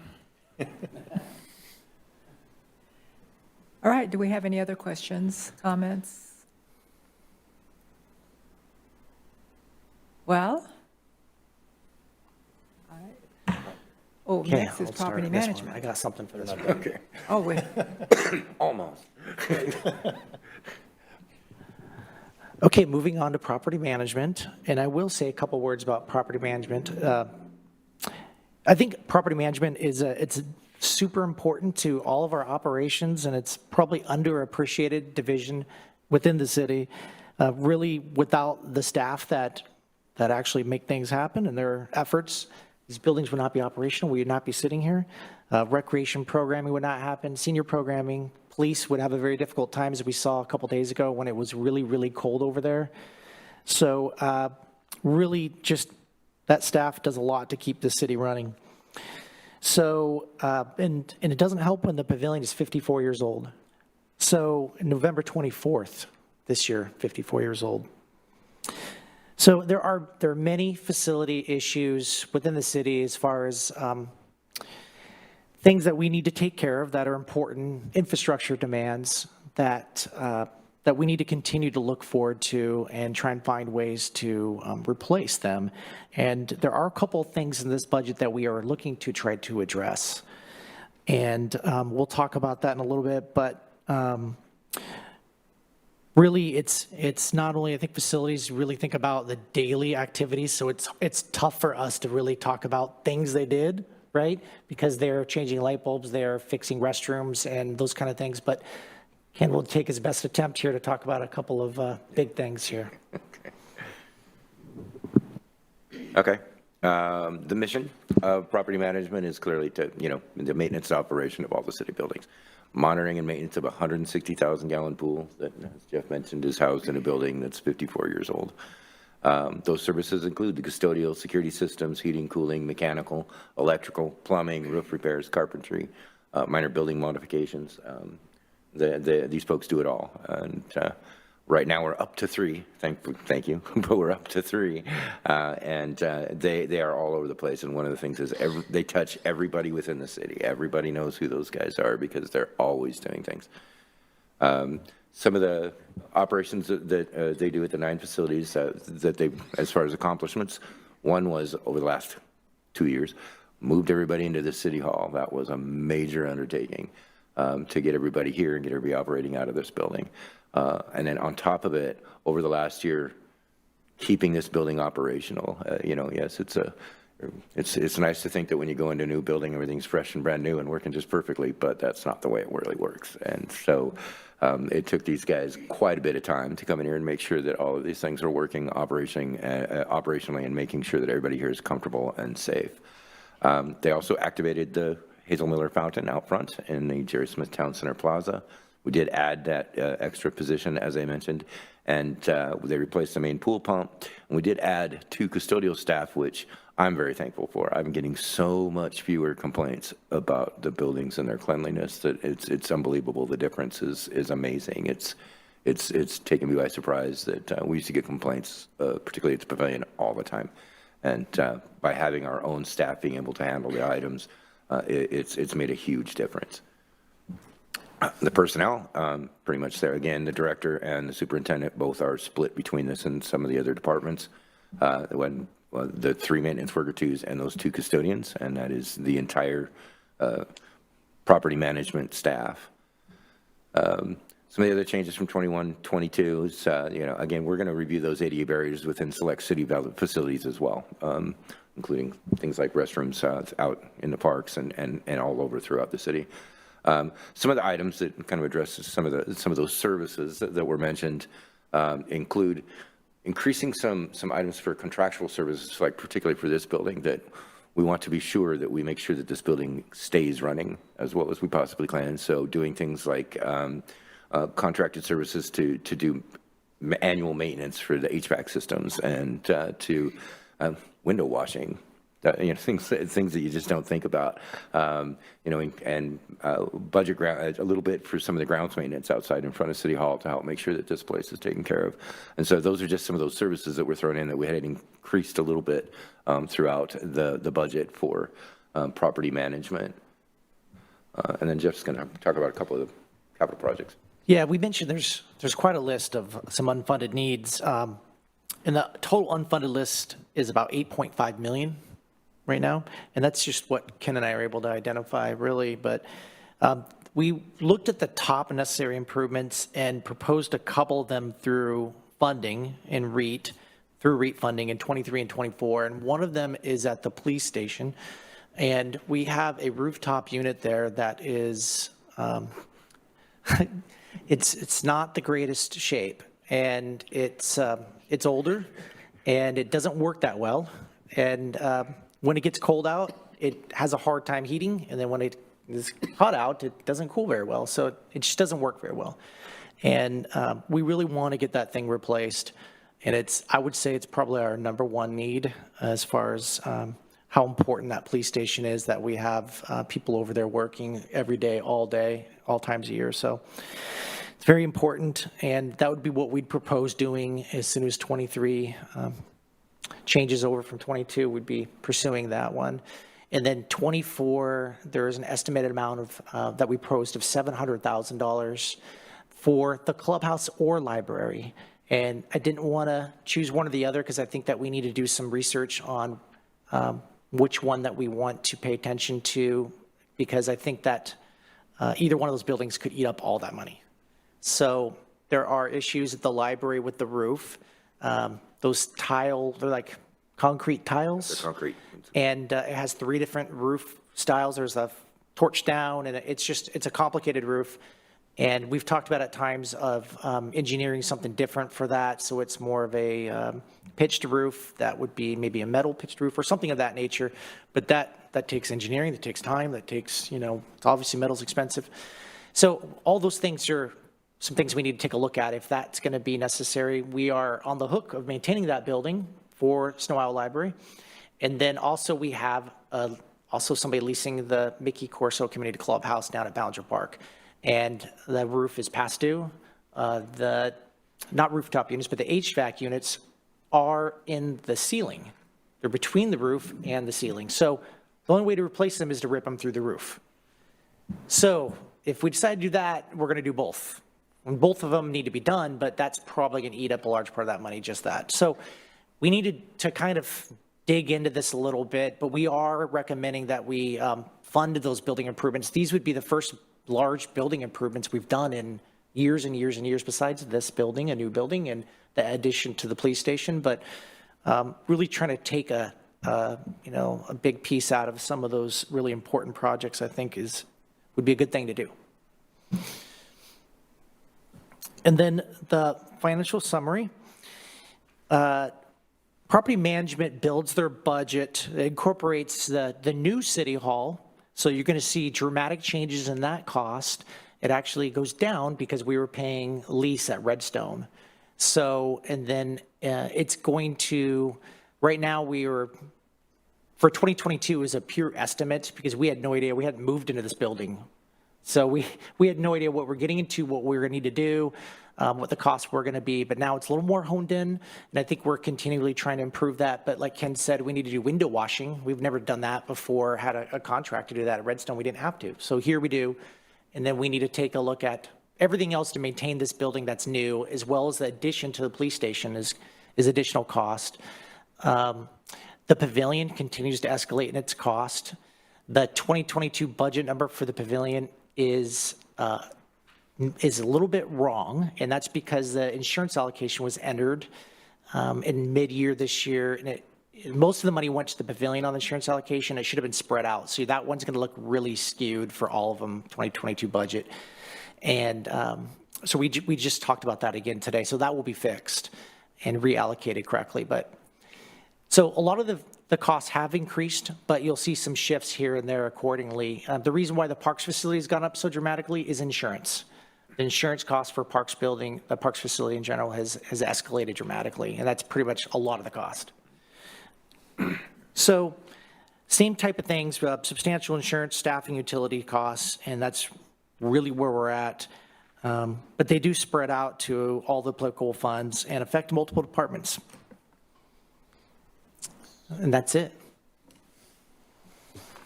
Okay, do we have any questions? Comments? Wow. How about Mayor Pro Tem? Oh, sure.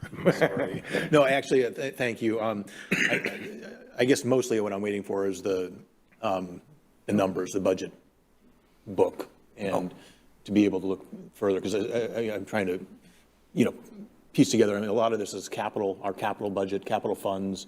But as I recall, there is a kind of a property management fund or something that we have set aside, and I'm trying to remember, is that like a certain percentage that is allocated from the general fund budget that goes into that budget, or is it, I'm just trying to remember how that property management fund is funded.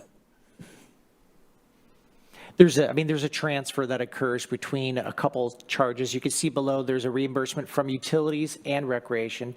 So a large portion of the cost goes to recreation, but we do charge utilities, and some of that is based off them being at the operations facility, and that's managed and maintained by property management. But other than that, were you thinking of a different charge? No, I just remember there was transfers in and out of different funds. So I just, when I get the numbers, I'll be able to piece it all together easier. But so until I get that, I don't have any other questions at the thing at this time. I just want to, realizing that there's a lot of costs that we need to cover that we've got to juggle. So anyway, thank you. Councilmember Woodard?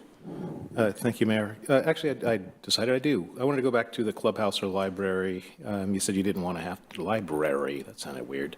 You said you didn't want to have to choose. You want to do a little bit more homework, but let's just ask a basic question. Is there a leaky roof on the library? I can get that it's a complicated system, but it's technically working. And We've had to have it repaired on a regular basis annually. We're having to repair leaks that happen. Same thing though at any flat roof in the area, and particularly one like that is next to the trees. So we are constantly having to do repairs to that roof over there. Okay. The library is also one that is reaching the end of its lifespan. It's a shake roof. Okay. So, but we aren't seeing leaks there yet, but we're starting to see where we're losing shingles. And Okay. We All did right. spend quite a bit of money replacing a bunch of those shingles year before. yeah, a couple of years ago. Yeah, but I mean, the other one is the police flat roof too, is a torch down roof. We didn't even talk about addressing that, but yeah, that's a Okay. whole nother issue as well. All right, well, I guess I'll have to say where my bias would be, with all the work that we're doing down at Ballinger Lake Clubhouse, seems like that would be a good direction to go when we think about rentals and other activities that might become more possible as we're doing a lot more work down there and more people are coming in and discovering what's offered here in Mountlake Terrace. So obviously you're going to do the research, but just giving you my bias right now is the clubhouse seems to be a good direction to be thinking about.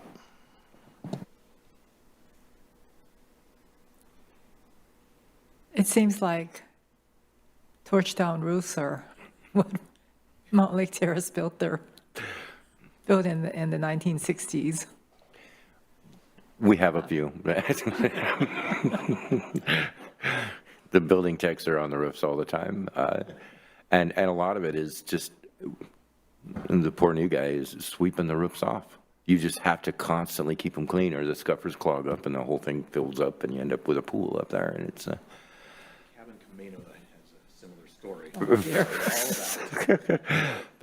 Well, maybe eventually we can get a metal roof because then you can just easily clean it. Yeah. And it'll take care of the pine needles and all of that. right, but that is, as Jeff said, you'd have to engineer if you were to do that over at the library. Are you going to build a pitch? Are you going to put on trusses? Will the walls maintain the way? It has to be engineered. And so, That's true. yep. I wonder if we need a new building. Oh, well. If it's going to cost that much to put a new roof on, you might as well look into other stuff. Anyways. All right, any more? Any more questions, comments? So are we done with this section? Yes. Yes, I believe All right. we're done. Did the council want a 5-minute break before we go into, okay, great. We'll take a 5-minute break. Thank you. Recording stopped. Oh, yeah, I was going to go dump it.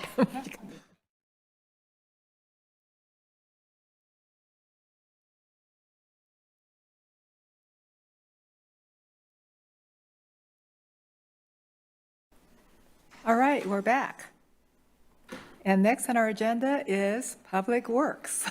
Yes, good evening, Mayor, Mayor Pro Tem Wall, and council members. Glad to be here to present the proposed 23-24 biennial budget for Public Works, joined by Jesse Hoffman. If you have not yet met Jesse's our new operations manager, hangs out at the center with quite a few other people that do some important work for the city, and we'll talk about that tonight. Jesse's been a huge help to me in trying to put this budget together. I was asking the guys that just left, between the two of them, they have 53 years in with the city of Mountlake Terrace. I was listening to your incisive, focused questions, and I thought, we're in trouble. Between Jesse and I, we're not even remotely close to 1 year of experience here with Mountlake Terrace, so we'll do our best. But we do want to walk through this with you. I'll warn you, it's long. We have 7 different funds that we're going through tonight, and a lot of money involved, and so there were certain elements they wanted us to cover in each fund, and that does add up. So if you need a break, boy, I won't be at all offended as we work our way through this. So I'll start just looking at the current slide. This is the parts and pieces of Public Works. We have the engineering development, which is a department of the general fund, Department 55, and they provide the engineering support for plan review for private development. We've got, of course, street operations. Jesse manages that out at the Ops Center. Street construction is generally something that the engineers mostly work on. Fleet management, that's also out at ops, and they take care of all the city's vehicles, including about $100,000 worth of work every year on shoreline, city of shoreline's vehicles.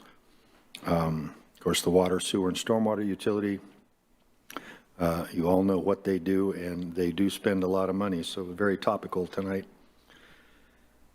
Let's see here. This is, the mission of the Public Works and Utilities Department. It's to cost-effectively safeguard the health, safety, and welfare of our citizens and businesses by operating and maintaining the water, sewer, streets, and storm systems in accordance with all applicable codes, laws, standards, and policies adopted by, first, the city, but also county, state, and federal governments. This is the org chart for the department from a personnel standpoint, not a functional standpoint. You see there's sort of three pieces here. The ops block on the left, which Jesse manages, and all of the maintenance workers that work out there, as well as the fleet supervisor and the fleet mechanic. And we got a group under the city engineer, which there's a good piece of news for you. That has been a vacant position since early May. I think we're just about ready to have somebody come on board. We've selected somebody I think you'll be pretty excited to meet. Going through background checks now, so hopefully within a couple of weeks, maybe they'll be able to report to work and that position will be filled. We've got 5 civil engineers in that group. We have also 2 vacancies there. And then we have the inspector, capital projects manager, the inspector, which we have 1, there's no plural on that, 1 inspector for the entire capital program that we operate. And then the capital projects manager position is currently vacant. Shelley Edwards, if you met her, left about 2 months ago now. And then we have a GIS specialist, Paul Russell. And then also on the far right, Laura Reed, as I know you know her very well. She runs our stormwater program.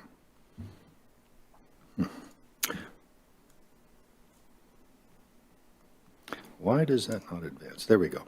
So Public Works now, just writ large, if you look, put everything in one bucket, all of those 7 functions, over the next 2 years, they're asking for spending authority for $95.5 million. If you start down at the bottom left, the really dark blue pie, that's capital expenditures close to $33 million that are not Main Street. And then the next one around clockwise, a little lighter blue, that is Main Street. You've seen that number before, that $23.205 million. That's our estimate of the cost to finish that project. So together, that is all capital, those 2, and that's 59% of all the money that will be spent in Public Works in the next 2 years. And then the little Kelly Green section there, continuing around from noon to 1 o'clock, we'll spend $15 million on operations and maintenance. Engineering is about $3 million of all of that. Sewage treatment, $5.071 million. Now that's for 2 years. Most of that goes to the city of Edmonds, of course, to pay for the operations and maintenance of their wastewater treatment plant. We pay actually a little more than 23% of the cost of that each year. The capital, which you'll see a little later, is part of the capital expenditures that I talked about before. Water purchases bought from Alderwood, who buys it from Everett, who gets it out of Spada Lake. We'll pay $3.1 million just for the raw water that we vend to our customers. Interfund services and utility tax and fire protection tax are all monies that go from the utilities to the general fund of the city.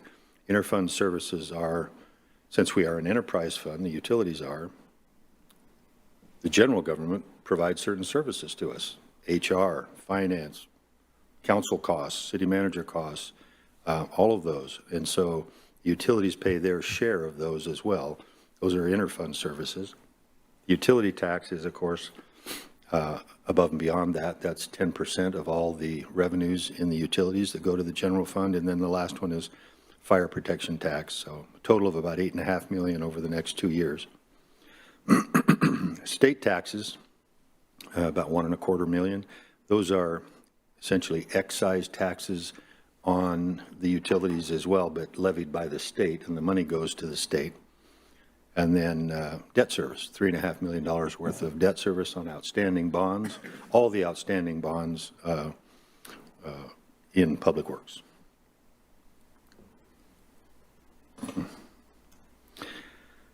So we'll start with the first one here, street operations.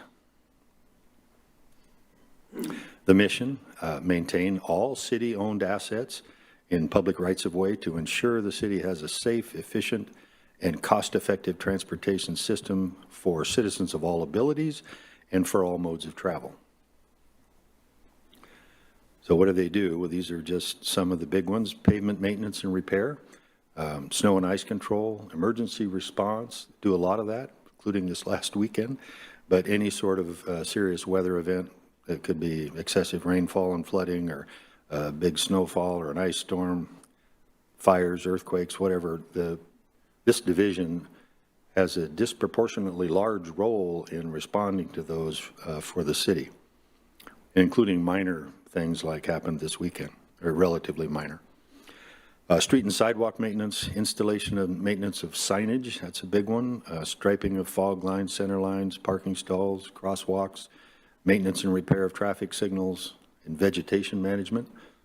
That was a shock to me when I moved to the west side of the state from Spokane, where I had the same job, and nothing grows over there very tall. But here, all that water you get, taking care of keeping stuff from growing into the sidewalks or out of the sidewalks or out of the curb lines, we spend a lot of time doing that. We're asked to look at a couple of accomplishments in the last budget cycle and then look ahead to this coming cycle. And so accomplishments that I would mention from street operations, first of all, they took on a lot of new maintenance. When Main Street Phase 1 was complete, there was right at a mile of planter strips, shrubs, and weeding, et cetera, added to our burden. And this is not exactly Public Works core competency. We're not plant nurturers. If we can manage it with an articulating side mower or a weed whacker or a chainsaw, we're pretty good at that. But to do this kind of work is not something we have a lot of experience with, so we contract that out. And there'll be more of that in our future too, as Phase 2 comes online, I think. And that, I think, has a great nexus to your goal of a vibrant town center and economic vitality that project will stimulate. The next couple, we put about 71 new signs in school zones throughout the city that had, signs do deteriorate over time. And there's now some fairly new standards on reflectivity that signs have to have. The way they build them is a lot better, and so your headlights can pick them up at a greater distance, just light them up. And we checked, and these didn't meet the new standards, so they all had to be replaced. And we also added 24 new signs to school zones to make them more consistent and safer for both kids and automobiles, and especially kids and automobiles together. And then looking ahead, there's a couple of things we're asking for in the budget for this division. We learned during the pandemic that the supply chain can just fall apart. For years, I think the focus has been on inventorying as few parts and as few materials as possible in a way that's pretty cost effective. But when the supply chain is challenged, there's a lot of vendors out there that would promise, all you had to do is get on the phone and that stuff would be there that afternoon. So there was no need to stock up on a lot of things. We learned that doesn't really work every time. And so we're asking for $10,000 in this fund to help stock our shelves with some critical spares and materials that might not be there in some emergencies. And I put a little asterisk there. The total spread out over the rest of the budgets is about $50,000, but I don't want to mention it on every one of them, so I'll just mention it here. And then the most significant ask is for a new street maintenance worker, and I'd like to spend a little more time on the next slide. That's about $89,700 in the first year, and it would go up along with our labor costs going forward. So just a few facts here. The street division is responsible for 136 lane miles of streets, which, if you stretched it out 12 feet wide, would be an asphalt strip that would run all the way from Seattle to Portland. Or if you put it all in one big spot, it'd be 544 acres of pavement. That's a lot of pavement. And they have to repair the potholes and the cracks and all of that, do spot repairs on it when it fails. That's a big job. We'll talk more about paving in just a minute. 614 streetlights that we own, 946 streetlights that PUD owns. They have to pay the electrical bill on that, and for the 614 we own, they have to do all the maintenance on it and relamping and so forth. 17 signalized intersections, over 3,000 unique signs, and 50 miles of sidewalks, among other assets that they're asked to take care of. So we did a detailed analysis of the labor hours that would be needed to meet what we feel are acceptable levels of service on all of those tasks. And the conclusion was that over 7 FTEs should be available to do that work. It's actually 7.83 was what that study said. Currently, we have 2 to do all that work. Two street maintenance workers, like you see in the picture, to go out and do all that work. What we're asking for is to add 1 more street maintenance worker at this time for a total of 3. Now, the next slide I'm going to show you, I've gotten 3 questions from council members just since I've been here, kind of poking around the issue of pavement maintenance and, you know, why do our streets look like they're in a little worse condition now than they did maybe in the past? And that difference seems to have come in the relatively recent time. So I'm going to try to answer that. This slide, I hope you can see it, is a spreadsheet I kind of put together, which I went back through a lot of budgets to get this information. And I started in 2004, as you can see at the top, using a report, which you see at the very top, that was done by Measurement Research Corporation clear back in 2004 for the city of Mountlake Terrace. We commissioned it. They looked at every segment of pavement in town, and that's usually between, it's like 1 block. They go from block to block, and each one's an individual segment, and they do a pavement rating on it. It's a pavement condition index, and back in the old days, 2004 qualifies, this was all done just by trained individuals. They would walk your streets, and they go to the classwork, and they get certified, and they figure out what percentage of that block has this kind of cracking, that kind of cracking, how wide are they, how extensive are they, how interlocked are those cracks, what about ruts, what about just, you know, pavement displacement, poor road base. And they take all that and they put it into a score for that block, rated from 0 to 100. And then you do that for every segment in town, and then you mush them all together in a weighted average, and you can come up with a pavement condition index for your whole street system. The point here is that they then took that data and estimated what you should be spending back in 2004 to keep your streets at least constant in condition. It's where they're not going downhill. That's the goal. You can pick, the actual pavement condition doesn't matter as much as the trend. Are you going down or are you staying the same? So in 2004, that second column says you should spend $785,000 a year.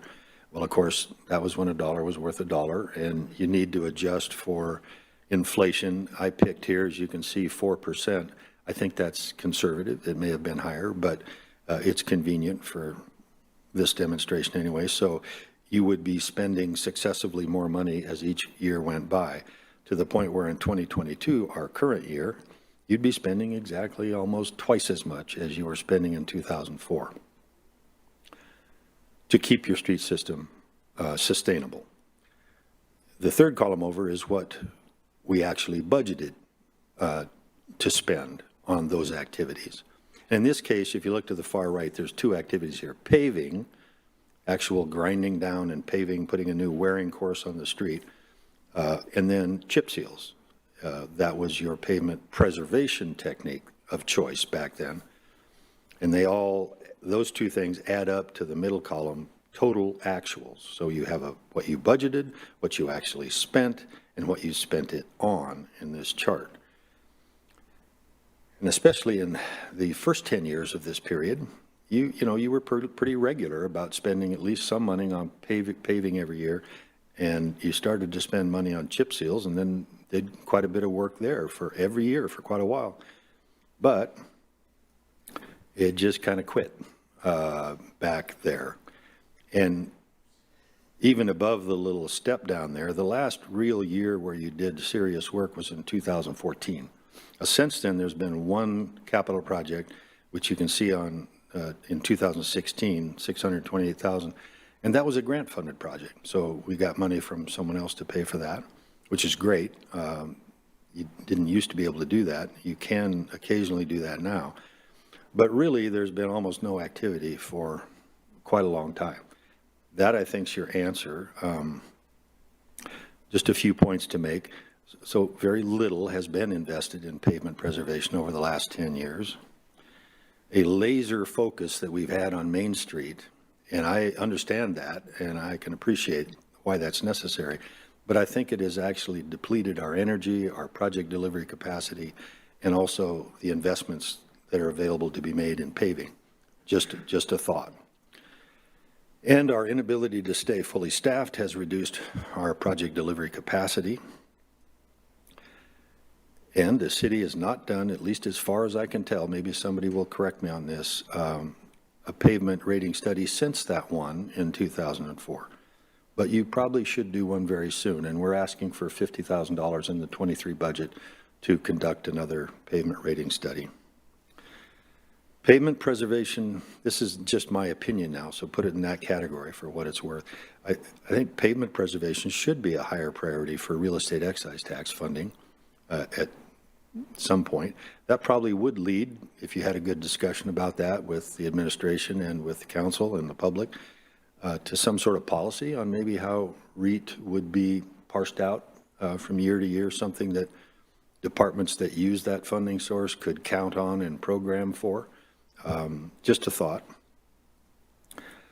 And I would say restarting that chip seal program or a slurry seal program, they both have their advantages and disadvantages, but something that helps preserve the very top part of that pavement, keep it from drying out, keep it from cracking, seal the cracks that do show up, which is much cheaper than paving, but something like that could go a long ways to stabilize your pavement condition, especially on residential streets, which is really the only place you'd want to use that. And lastly, just throw that out, I think I mentioned it before, but there is your transportation benefit district, which does have, through the local license fee, a capacity to councilmanically add about $325,000 a year for this purpose. Okay, that's all I have on paving. But I did want to answer your question. So this is the financial summary of the Fund 111. These are just the revenues. I had to cut them into pieces because these spreadsheets are big and they don't fit on a PowerPoint slide very well. So these are the revenues. I would just point out a few things. So your three major sources of funding here, this is motor vehicle fuel tax. So the city gets about, or should get in the next couple of years, about $560,000 a year in motor vehicle fuel tax. You split it, like most cities do, and a portion goes to the 112 fund to help match grants that you might get for transportation. That's pretty typical. Maybe in this case, I think it's 24% has been going to the 112 fund. The rest, this amount, over $400,000, comes to the 111 fund. So that's an important and consistent revenue input to this fund. You've got a little bit of multimodal distribution there. I won't go into it. The next one, the waste management contract that you approved on Monday has in it a clause that requires waste management to give back to the city an admin fee. And it will be in 2023 and 2024, it'll be $408,000 and change dollars. And the way that has been split up and the way that this proposes to split it up now is that there's 3 or 4 things in the contract it says it's for, although the city can spend it however they want. One of them is to reimburse the city for the cost of managing the contract, renegotiating a new one, all of those costs. It also is there to provide some money for the city so that we can offer the reduced cost solid waste services for people that are income qualified to get that service, and in some cases fully free. So that costs the city revenue. That admin fee helps offset that loss of revenue. So that those two together total about $163,000. The rest of it, say $244,000, is split, as you see here. Half of it goes to the 111 fund, half of it goes to the 112 fund, and that is to reimburse the city for the damage, arguably, that a lot of heavy solid waste vehicles have on our city street system. So that's another source of revenue. And then the bucket at the bottom of this budget is the general fund. So if you look at that line there, you can see where that has grown over time as the expenses in the 111 fund have grown. In the most recent budget, 21-22, there was about 1.1 million set aside from the general fund to balance the budget in 111, and in the next 2 years, that'll be 1.4 million.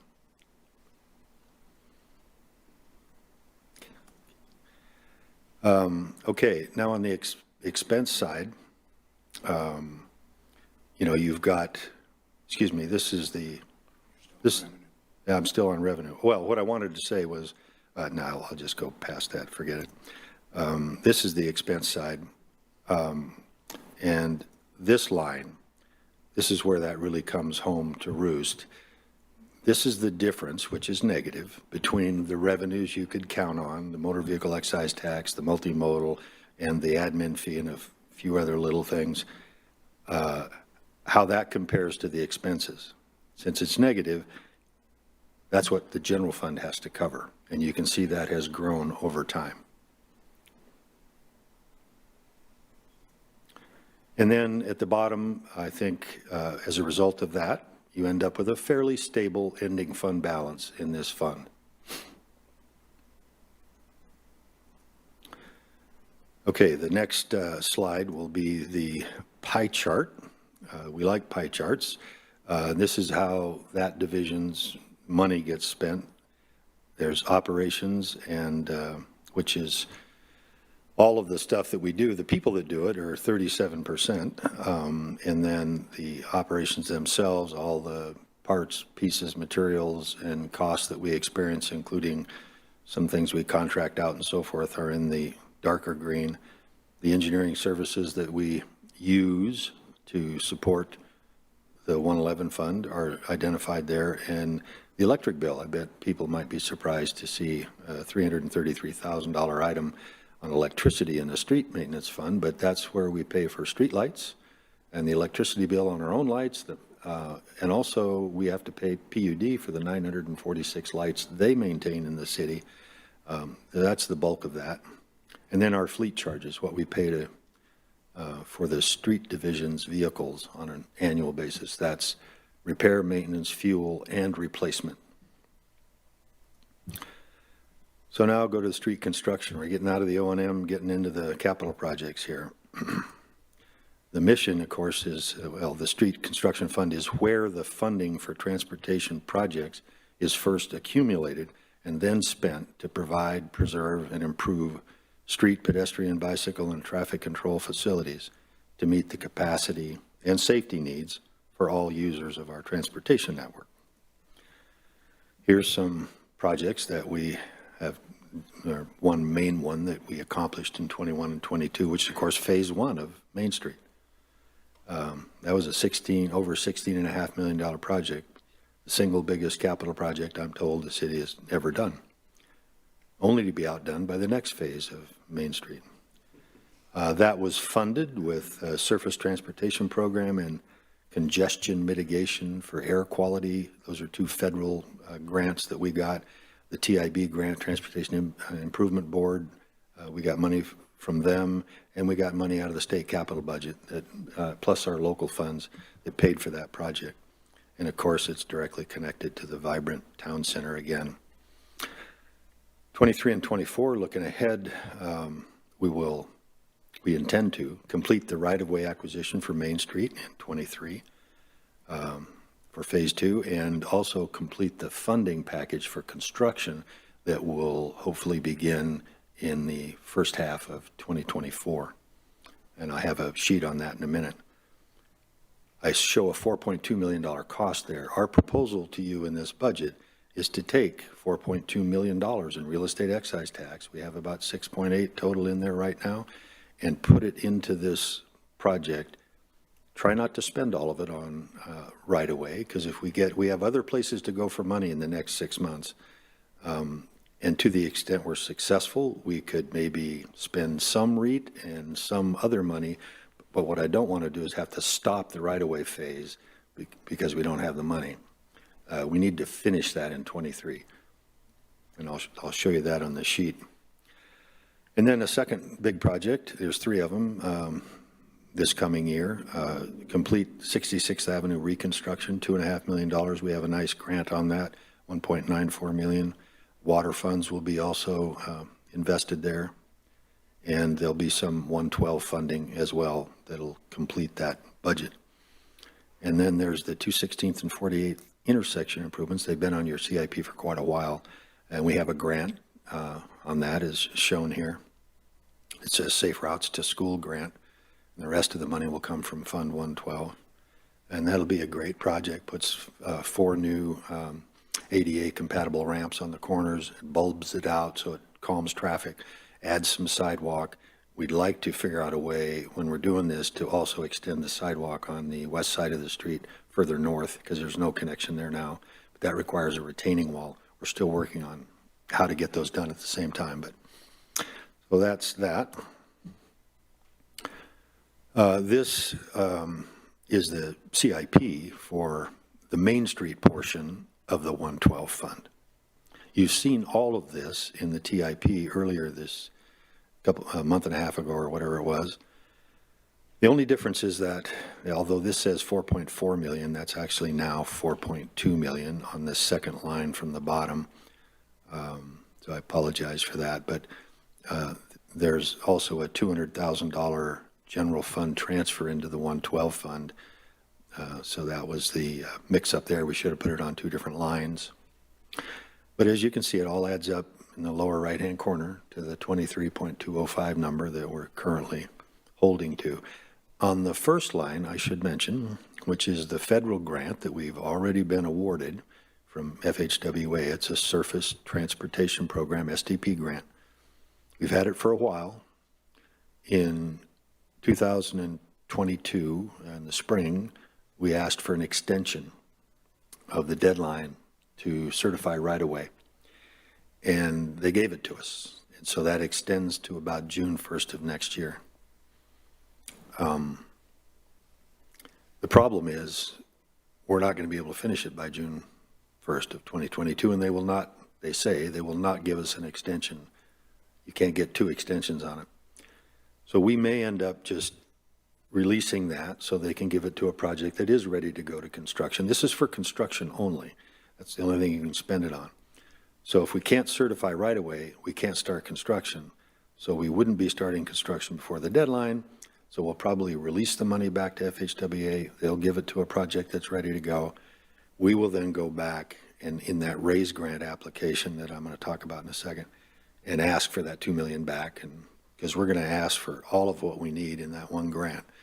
We're also going to go begging and borrowing from everybody else we can find to get this done. I feel very good that we'll be successful. I feel positive about that, but we may have to give up that $2 million to get there. So speaking of Main Street, this is what I would see as the game plan in a really short summary. Complete the design, which we're still working on the 90% plan set right now and the specs. Complete the design and permitting of Phase 2 by February 2023. Continue the right-of-way acquisition phase and complete by year end. I don't think that'll be a problem as long as the money's there. Using a combination of REIT and state capital budget funding. Apply for the RAISE grant in April. You'll probably find out in August whether you got it or not. And then seek in the capital budget process this first quarter at the state legislature. We've been talking to our lobbyist from Gordon Thomas Honeywell, Shelley, that she and I kind of worked out that the request would be for about $2.19 million from the state capital budget during this legislative session. So we're reaching out everywhere. You know, when you need money, that's what you have to do. Also, the next bullet, there are federal earmarks back in play now at the national level. And so we'd work with, you know, Patty Murray and Maria Cantwell and Mr. Larson and other people that are well positioned to help us out and seek earmarks. We'll probably also apply through PSRC for additional STP funding.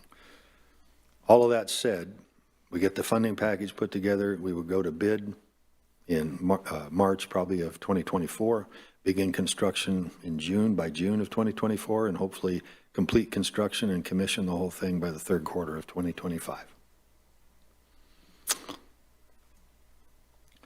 This is the CIP that doesn't include Main Street. All of that was about Main Street, which is a huge part of our 112 fund. This is the stuff that isn't Main Street on this slide, and I'm not going to go through the whole thing, but point out a couple of things. Jeff undoubtedly spent quite a bit of time tonight talking to you about the Transit Connections Corridor project, which is fully funded, is my understanding. And that will be done in 2023 and a little bit into 2024.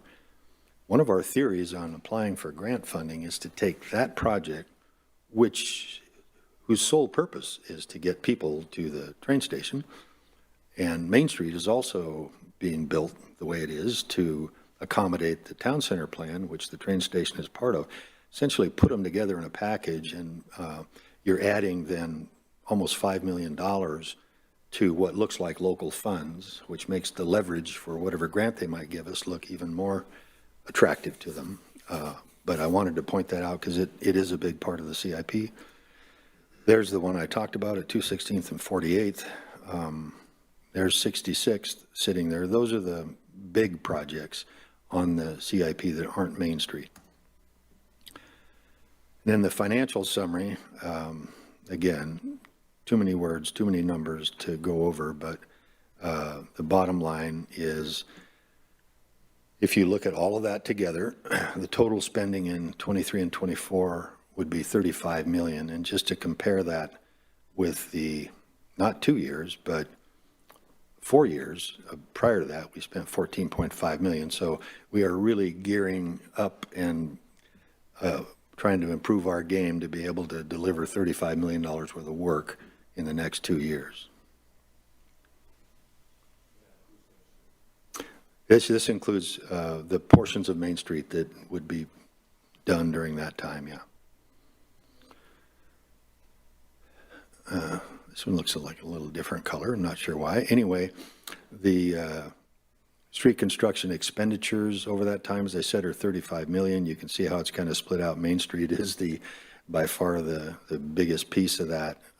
There's the Transit Connections Corridor. Between the two of them, that's 79% of the budget for the next 2 years. You got some engineering costs, you got some other miscellaneous projects that we mentioned. So there you go. Jumping to the sewer utility. The mission is to provide uninterrupted sewer collection and conveyance services to the community of Mountlake Terrace that are cost-effective and environmentally focused. There's the personnel. It's 6.22 FTEs. Nothing's changing there. It actually went down a little bit. Depends on how you charge people out, what they're working on, particularly in the engineering department. This would suggest that slightly lower amount will be working on sewer projects in the next 2 years than have in the past. Accomplishments, we relined about 748 feet down at Terrace Station on Van Rye Boulevard. So to make that sewer line last a lot longer, if you're going to put a brand new street over the top of it, spent about $163,000 on that. This is an interesting one to me because I'd never heard of this technology before. I'm going to learn something called SL RAT. If I was a marketing manager, I would have come up with another name for it, but it's some sort of thing. I haven't seen it work yet, but it travels through the sewer line and using acoustic sound to diagnose, probably the diameter, the cracking extent, and whether there's blockages in it and so forth. Our guys bought it, and the net result is normally, we go out and use a video camera, a crawler to walk through the pipe and take video of the inside of it. Done that for years. Everybody does that. But with this thing, we can find out where the problems likely are, maybe not have all the details, and then focus all of our videoing effort just in the areas where we see problems with this other technology. It has allowed us, yeah, that would be a serious colonoscopy, yeah. So for a machine that costs $25,000, we're able to cut in half the amount of time we're out there with a camera van and two members of two personnel to go video the pipe. And we also jet the pipe before we do it. So this saves us about $31,000 a year. So you spend $25,000 one time and you save $31,000 a year for every year thereafter. That's a pretty good investment. These guys are very smart to do that. Okay, so we did SCADA upgrades. SCADA is Supervisory Control and Data Acquisition. So they got a lot of acronyms, right? PLCs, Programmable Logic Controllers, really just computers that run pump stations, for example, and other mechanical, electrical assets. And it's a communication system, so you can sit in the office and find out exactly what's going on at a pump station across town. You can also change the settings on that, make it do different things.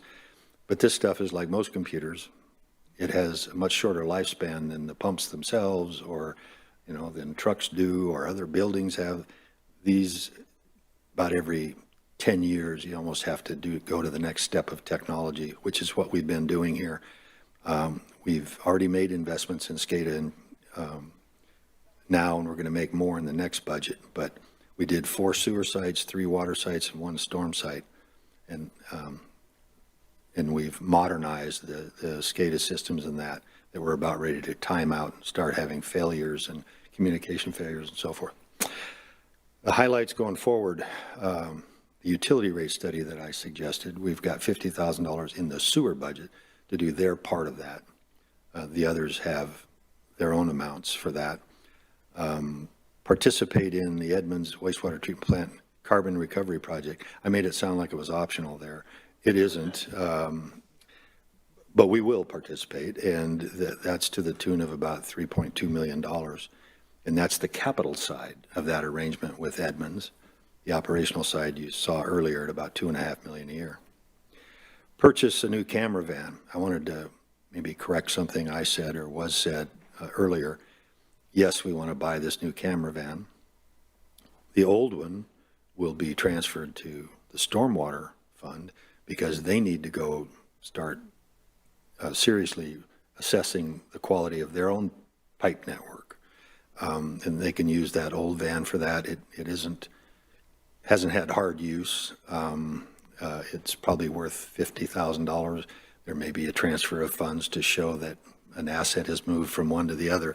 But anyway, they can start assessing their system with the old van. The sewer utility will end up with the new van. But it's not really a $380,000 out-of-pocket cost. We've been setting aside money in the equipment rental and replacement fund for many years. There's $225,000 to offset that cost. So the true out-of-pocket increase is just $155,000.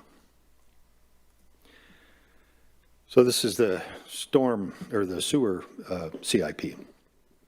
And things to notice here, that big number that I just talked about, 2.4 million in 23 and almost $750,000 in '24. We're going to make some improvements to the Wildermere lift station, if you know where that is. We had that at $600,000 on the CIP for a while. I think we've come up with an idea how to save significant money. We'll buy the equipment that needs to be installed and do it ourselves. And we cut the cost in half there. This package of work, which is replacing, or I think it's all replacements, isn't it, Jesse? Yeah. I don't think there's any lining in this package. This is all replacing really ratty sewers in those locations. And as a package, we'll be doing the designs in 2024. We were originally looking at 2023 for design and 24 for construction, but I don't think our budget will support that. So we're pushing that out a year. In fact, I know it won't. So that's what those are. And then there's the camera van that I talked about, the asphalt zipper. That's a big grinder. I think you saw a picture of that at one point. It allows you to just plane down a couple of inches or 3 inches or whatever you want to set it at, take that much asphalt off the top of a street. So if you're getting ready to do a repair, or maybe you're cutting the asphalt to put a new utility line in there, that's a great way to do it. It's a lot more cost effective than anything else, and it looks better at the end when you repair that strip. You could do a whole bunch of these strips too and do a whole street. It's not usually how that's done, but it's a piece of equipment we don't have. I think it'll allow us to do a better job of repairing our streets that need it. Okay. This is the, also in Fund 410, the financial summary sheets. And again, not going to look at all of it, but if you look at the bottom, this gives you a clue of some things I'll say at the end of the presentation, but it shows down there where the red arrow is that we were going to and did borrow $2.5 million in 2020. Those bonds were issued for the purpose of providing the funds for us to give to Edmonds to do the capital contribution on this carbon recovery project. And that's what they'll be used for. However, it also shows, sitting in the 2022 budget, that we were somehow going to borrow another $25 million in 22. Well, we are not doing that. There's been no move to do that.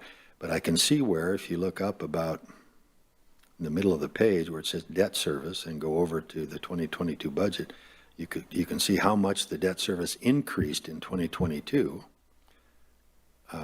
So obviously they had plugged in the debt service on this $25 million that they intended to borrow. Well, that $25 million kind of in the financial forecast for that last budget would have made the sewer fund look pretty good. But we didn't do it, so it doesn't. And what you'll see here is if you look at the difference between, let me go back. The difference between the beginning fund balance in 2023 and the ending fund balance, which you'll see on the next slide, in 2024, this is what happens in the sewer fund. During that period of time, you will end with positive ending fund balances. It's not like you're going in the hole, but the difference between what you started the 2 years with and what you will have ended the 2 years with would be a loss of about $2.3 million. Now, it's not unusual to draw down your beginning fund balance, but it's usually, goes up and down like this, not just straight down. And there's a clue here. Well, no, not there. If you, let's see, where's that at? Let me find it. My eyes aren't doing too good today. I think I've been staring at screens all day long.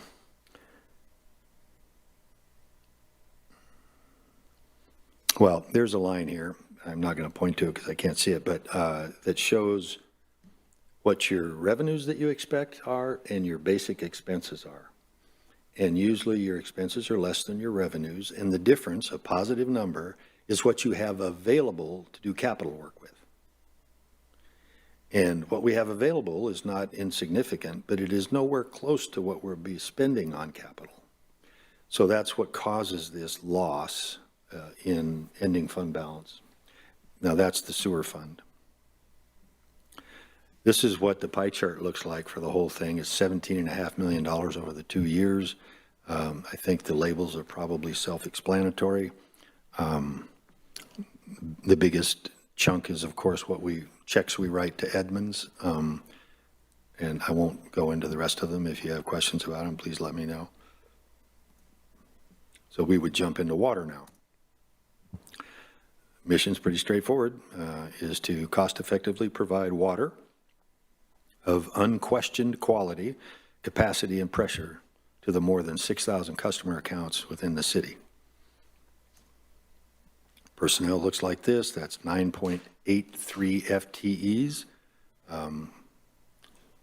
And that has gone down again a little bit just based on different ways of parsing out our engineering department. Accomplishments.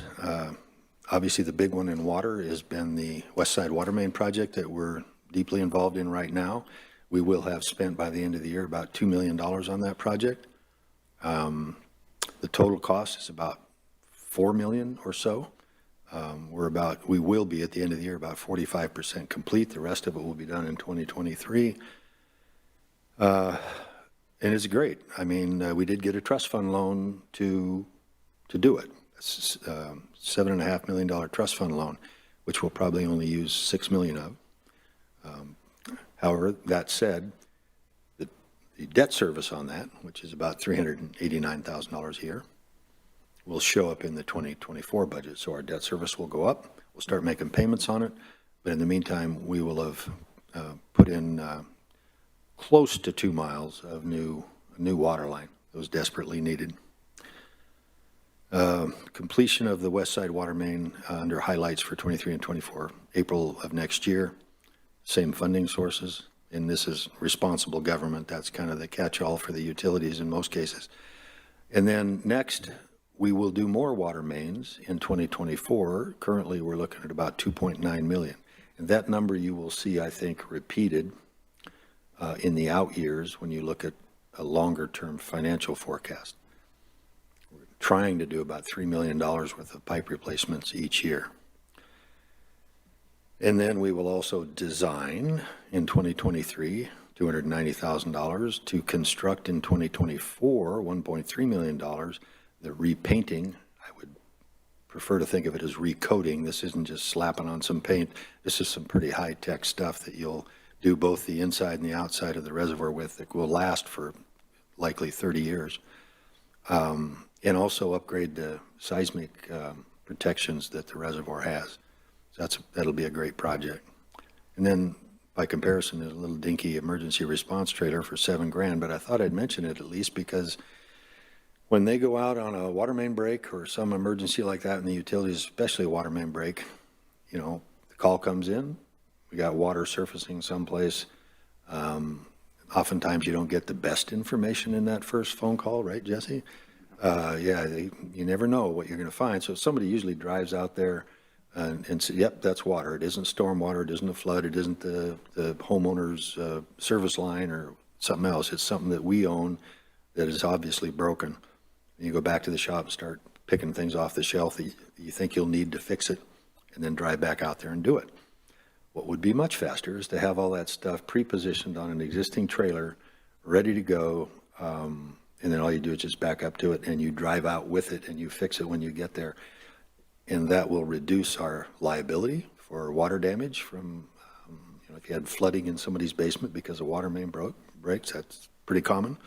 You'd end up reducing your liability and making people a lot happier, I think. So that's why we're suggesting that.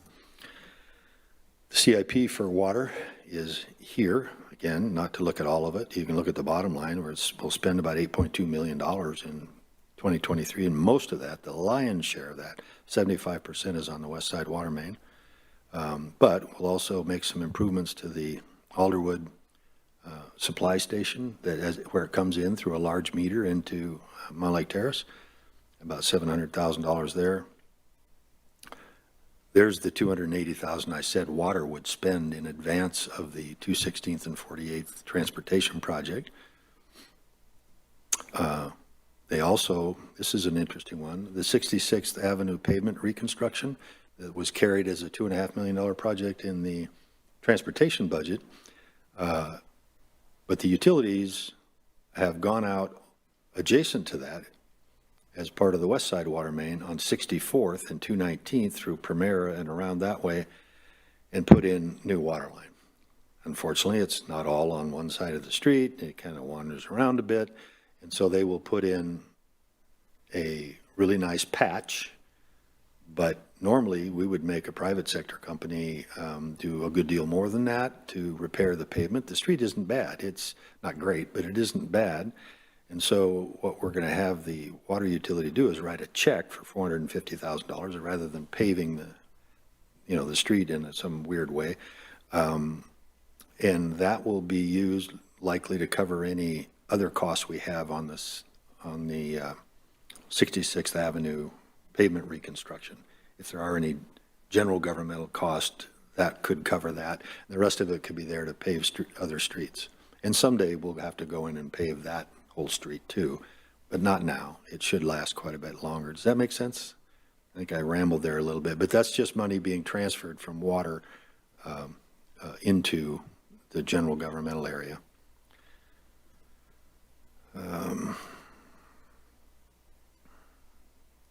So this is the same feature we were talking about before in sewer. So here you see towards the bottom, $20 million showing up as a revenue bond in 2022. Well, it did not happen, but as you can see again on the debt service line, it was anticipated to happen, but it didn't happen. So that's going to make the out years now look pretty challenging.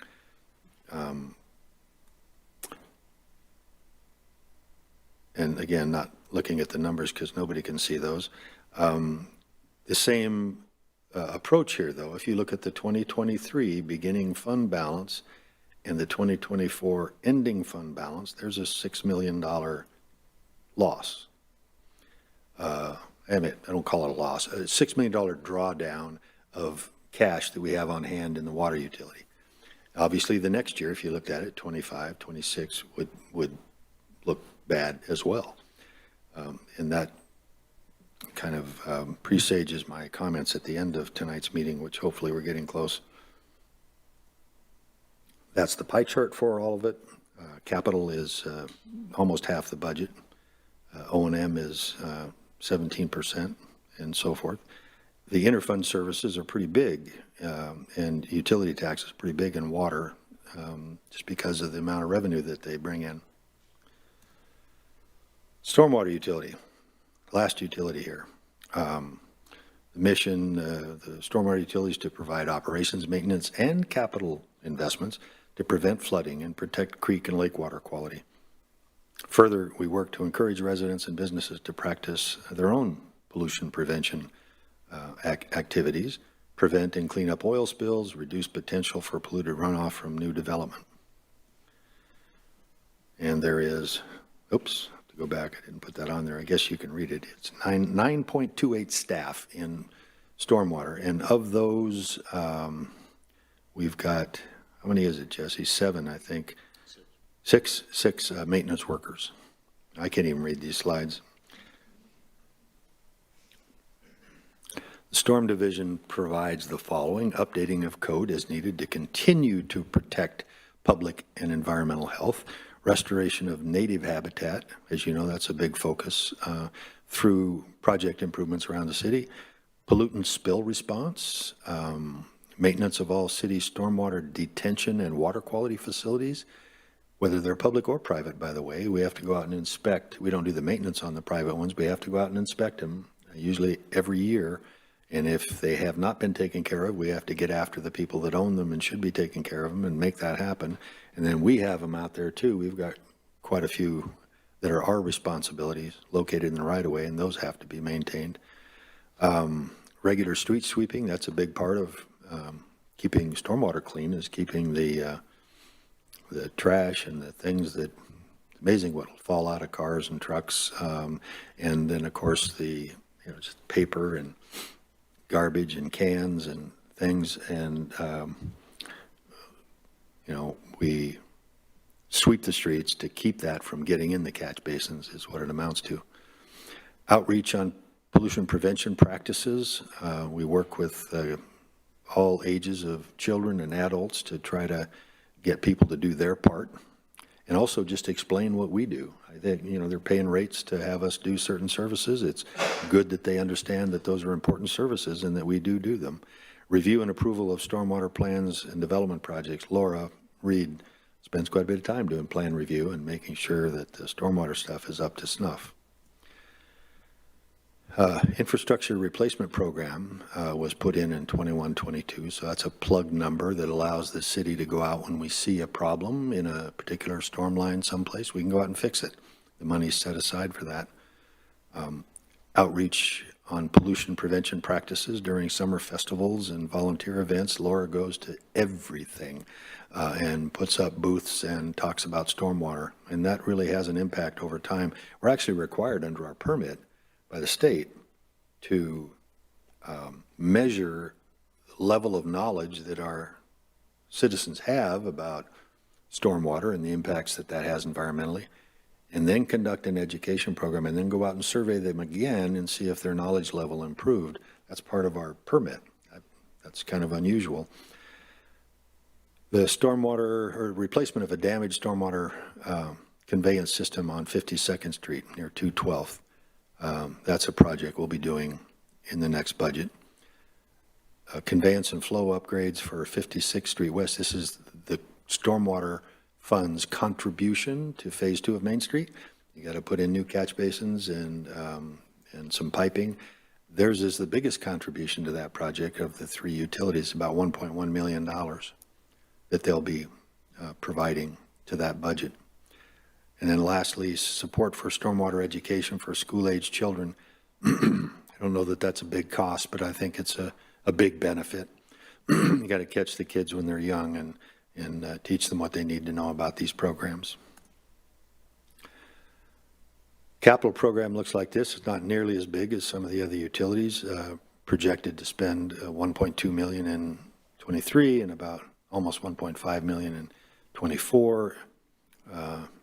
You can sort of see what it's for. There's a variety of things going on here.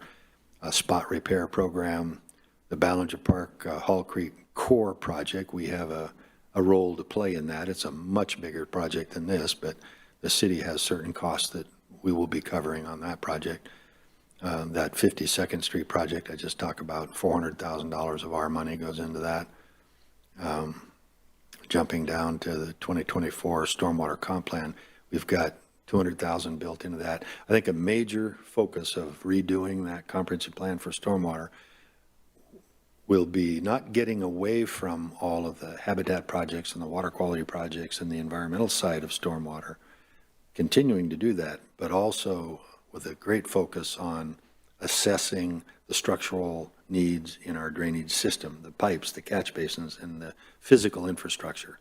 We haven't done much of that so far. We went out last year, spent $43,000 on a contractor that TV'd 2 miles of storm pipe that we thought we'd like to know what's in there. And we're kind of using that, and we need to do more of that to statistically project what our capital needs will be throughout the city. If you do enough of it, you probably get enough information, you get a good idea how our system is functioning and what it needs, and you can take that and extend that to the rest of the city, so that this comp plan will focus on those issues. And then one down there I didn't mention on any of them so far, the Public Works Ops Building Pavement Overlay. That whole ops center down there, all of the paving down there is getting pretty messed up. A lot of heavy traffic, a lot of turning traffic on it, and it's breaking up. That's going to have to all be repaved. It's about a $550,000 project, I think.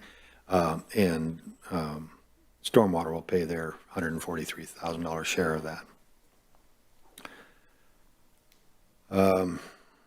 Yeah, so I don't have a lot to say. I will say this about the financial summary and stormwater. It's pretty good. What's missing is the pipe part of it. But to the extent what we've been doing for the last several years, we're kind of right on. We're not eating away at our ending fund balance like we are in water and sewer. The stormwater, relatively speaking, is in pretty good shape. You can see at the bottom there in the yellow line, that's ending fund balance, so it's pretty stable. In the pie chart, okay, system maintenance and stormwater design and construction, the capital and the maintenance side are the biggest players in that budget. They, of course, do their own share of interfunds and utility taxes and so forth, and the debt service, they have outstanding bonds in stormwater. Fleet management and taking care of vehicles, pretty obvious. The mission is to work with all departments of the city to initially purchase and commission new vehicles and other major equipment needed by the city, and then maintain, repair, fuel, and service those vehicles, and eventually dispose or sell them after they've reached the end of their useful life. The fund collects revenues for services provided from all the departments, including a revolving fund for equipment and vehicle replacement. And that's Jeff. He's the manager of our fleet shop. The personnel, 2.2 people. If you see in 2023, it's 3.2. So this is one of the asks that we have, and I'll get into that in just a second. It's a hire ahead opportunity. So it goes from 3.2 in 23 to 2.2 people in 2024. As far as accomplishments, you know what? Maintenance is not as exciting as you'd think. We don't do a lot of capital projects, but you change the oil and the tires. I mean, man, police go through tires like crazy and brakes. So all that kind of work, it's kind of hard to pick something out as an accomplishment. But the bottom line is you took really good care of your fleet. And I think Jeff was saying that one thing he's proud of is he's worked real hard to maintain or to create first and spent a lot of time during the last couple of years working on relationships between fleet, who takes care of the vehicles, and those who use the vehicles, and trying to make sure those relationships are solid. Can't find a dollar amount anywhere on that, but that's been a focus that he had. Under highlights going forward, we will be purchasing, if the budget is approved in its current form, 5 new vehicles, 3 for Public Works and 2 for Parks. I think you've heard about them in Stefan's presentation on Monday night, and you'll see them here again in a minute. And then 14 replacement vehicles over the next 2 years. 7 of those are in Public Works, 6 in Police, and 1 in Parks. And of course, who funds it? All of them. Anybody in the city government that owns a vehicle does pay for it out of their budget. We will be continuing to look for alternative fueled vehicles that are reliable and affordable, and for grants to support conversions to those from wherever we can find them. Things like all electric vehicles, hybrids, propane powered vehicles, CNG, things that are cleaner than unleaded gasoline and diesel. And the state has expectations on that all fleet managers will do that.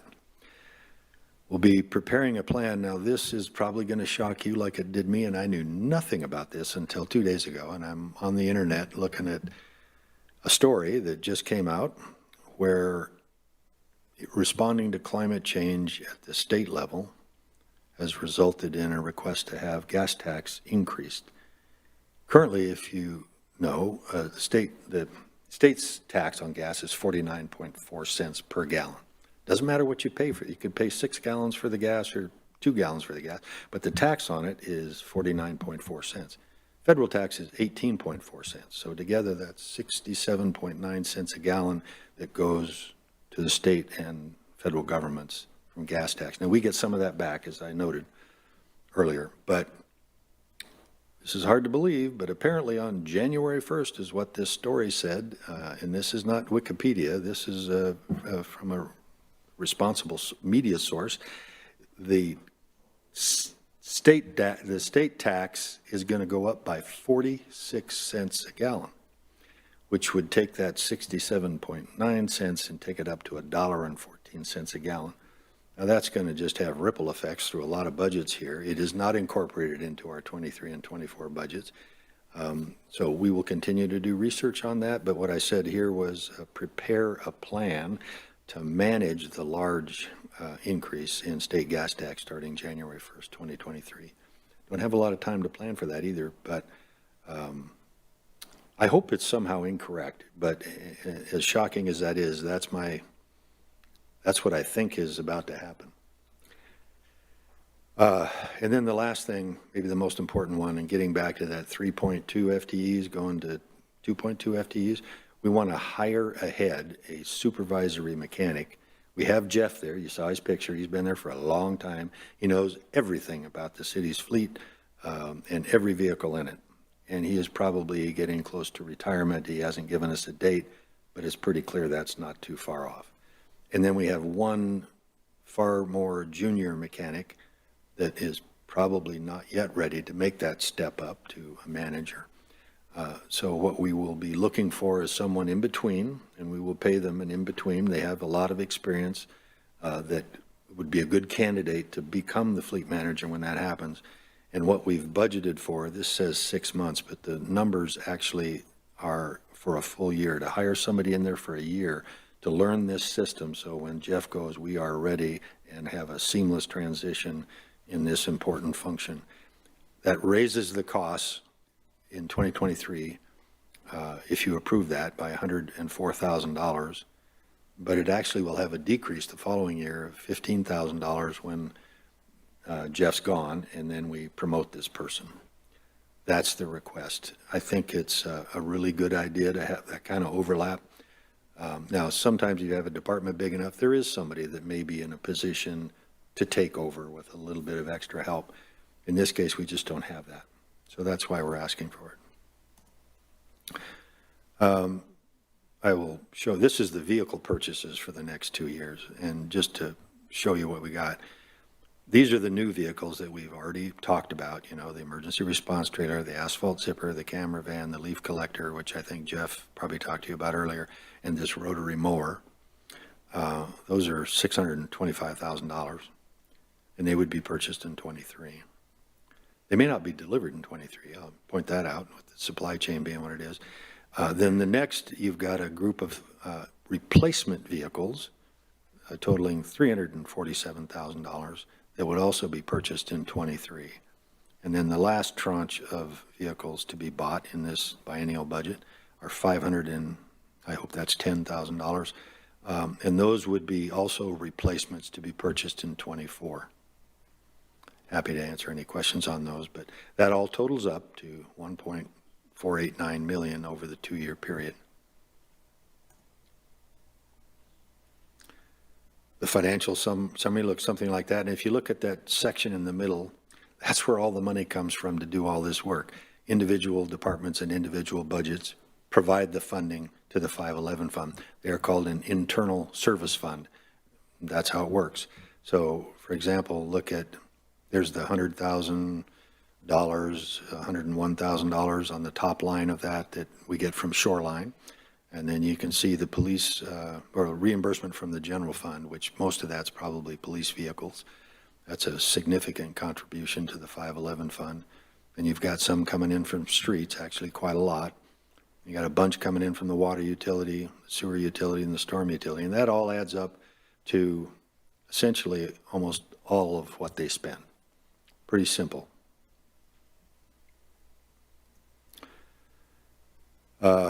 And of course, that's what they spend it on. The only reason I show you this is the yellow line at the bottom. You can see where their ending fund balance, again, is pretty stable. It's not declining.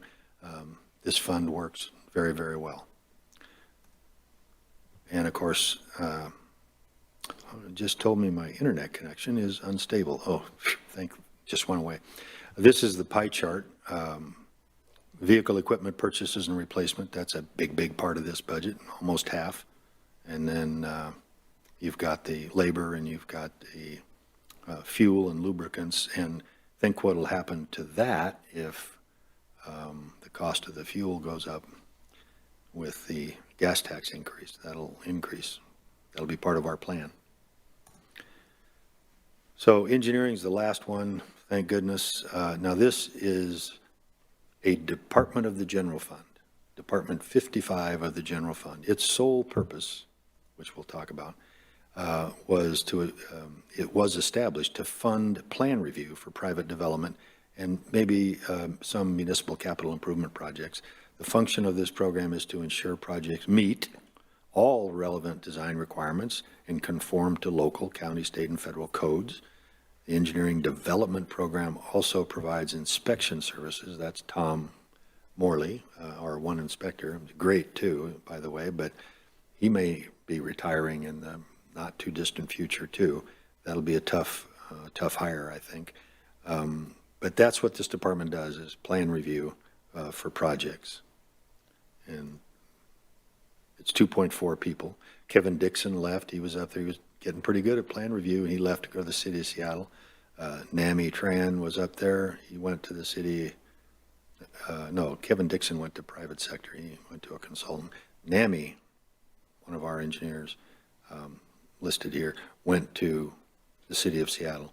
So that we have those two vacancies, and we have another guy that left before that, was only here 2 months.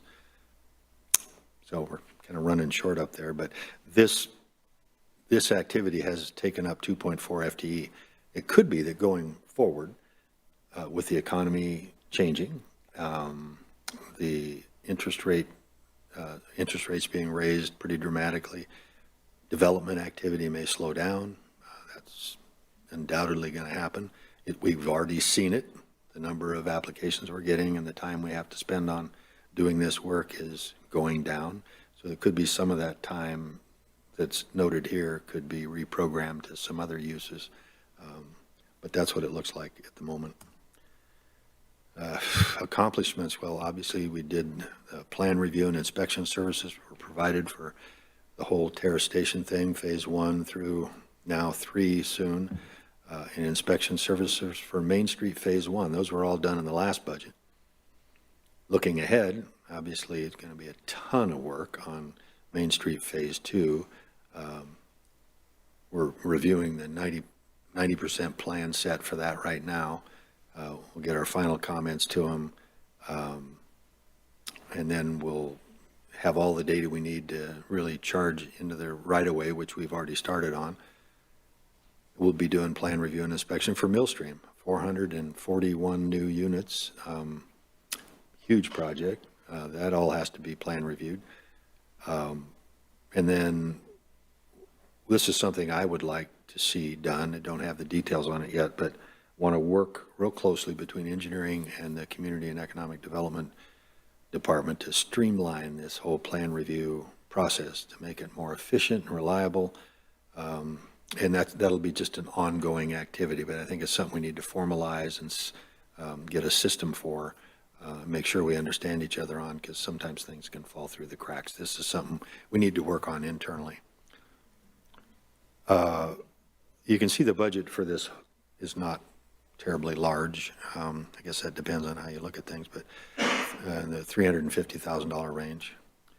And almost all of it's just wages and benefits and operating costs a little bit. This is my last slide, I promise. These are more just general comments that I feel like I'd like to make. On the plus side, there's some negative things buried in this message tonight. I understand that. But on the plus side, we project positive ending fund balances for all 7 funds in 2024. So we don't have to do anything immediately. We have a plan for finishing the right-of-way on Main Street, Phase 2, and a plan for completing a funding package for construction in 2024. The city has a very well-managed, fully funded, and maintained fleet. I'm really impressed with that. The Operations Center staff, in my view, are just highly experienced. A lot of them have tremendous amount of time in with the city. They know it like the back of their hand, and they're really good people, and they work very hard. That's a positive. The city still has, even though you've raised rates pretty dramatically, I'm sure that didn't feel good, but you still really do have competitive rates for your utilities. The town center plan is generating significant new revenues for the utilities in capital facilities charges and hookups to our utilities, as well as in traffic impact fees. And that's going to get nothing but more positive going forward. the developments you have so far are great, but the eventual vision for this is just enormous, and it'll really help with all of these budgets. Where we have some issues, as I've mentioned, the water and sewer funds are challenged to match revenues and expenses, especially in 2025 and beyond.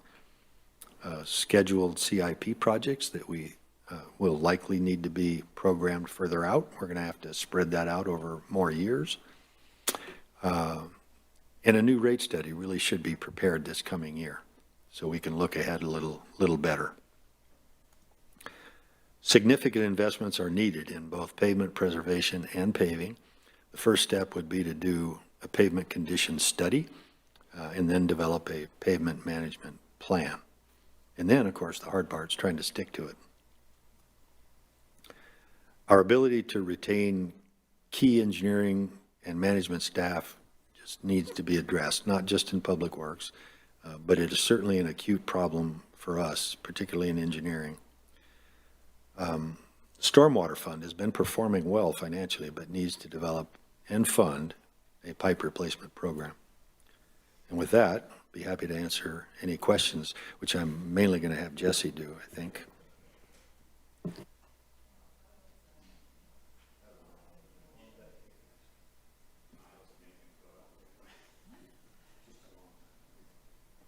So did anyone take notes for questions?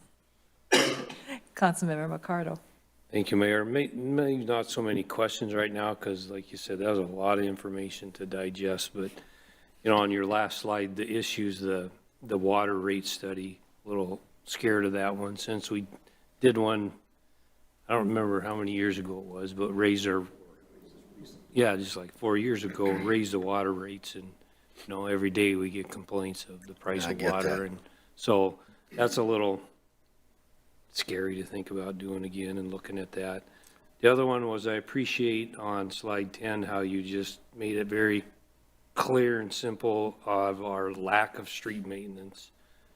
Something I've been talking quite a bit about for a while. And, you know, I mean, I think after last winter's heavy snows and stuff, our roads are finally showing that lack of our ability to maintain. And it's kind of sad to think about, you know, we have a rec pavilion that's in disarray that we can't afford or haven't been putting money aside for replacement. Or same thing with the library and the old police station, not the new part of it, but the old station, as well as the clubhouse down at the Ballinger Park. You know, we have those buildings, but we've never set aside any monies for future replacement, and now our roads are kind of in that same spot. So saddening, but I just appreciate the way you called that out, and it's like we can't ignore it anymore. So thank you.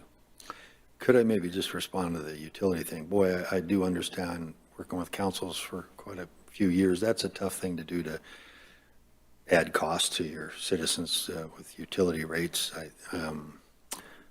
I understand that. I think doing the study, though, that doesn't cost all that much. I think then at least you have the information. You can do with it what you will. You can maybe not follow the recommendation exactly as they make it, or they may give you several alternatives to choose from. But I think having the information is better than not having it. And it probably seems like yesterday, but this was done in 2018, the rate study, the last one. So it's been 4 years, and costs have really changed, and we all know what inflation has done. Did Jeff mention to you, I think he sent me an email today, he's factoring like 8.7% inflation just in the last year. And if you remember in 21, that number was 6.4, almost 6.38, I think it was. So our costs have gone up like 14 or 15% just in 2 years. So, and that hits the utilities, it's year after year. And usually in those rate studies, they think, oh, it's going to be 3%, just like it has been for the last 20 years.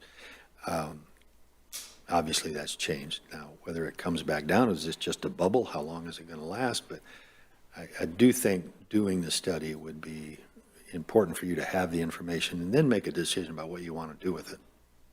Just a thought.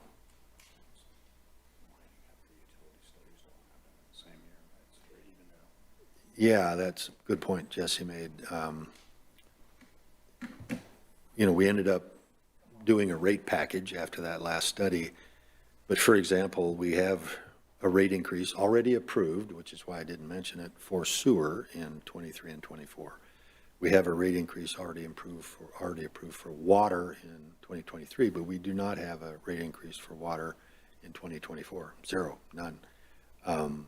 We do have two modest increases for sewer. They're like, storm at 3.5% in 23 and 24, which doesn't come close to matching inflation, of course, but it's at least something. We don't have any rate increase in water, which is why the water numbers looked, in part, why the water numbers look pretty tough. The main thing, though, is just that the revenue bonds that were thought to be necessary to balance those budgets long-term and complete that capital program that had been outlined weren't done, so we got to figure out how to react to that. But that's something FCS, if you're familiar with them, they're the company that almost everybody uses for rate studies in the state, at least in the west half of the state. They've done ours in the past. They have all the computer models already built. They know our system. It wouldn't be a huge exercise for them to just sit down and plug in new information, and you could then see where we're at.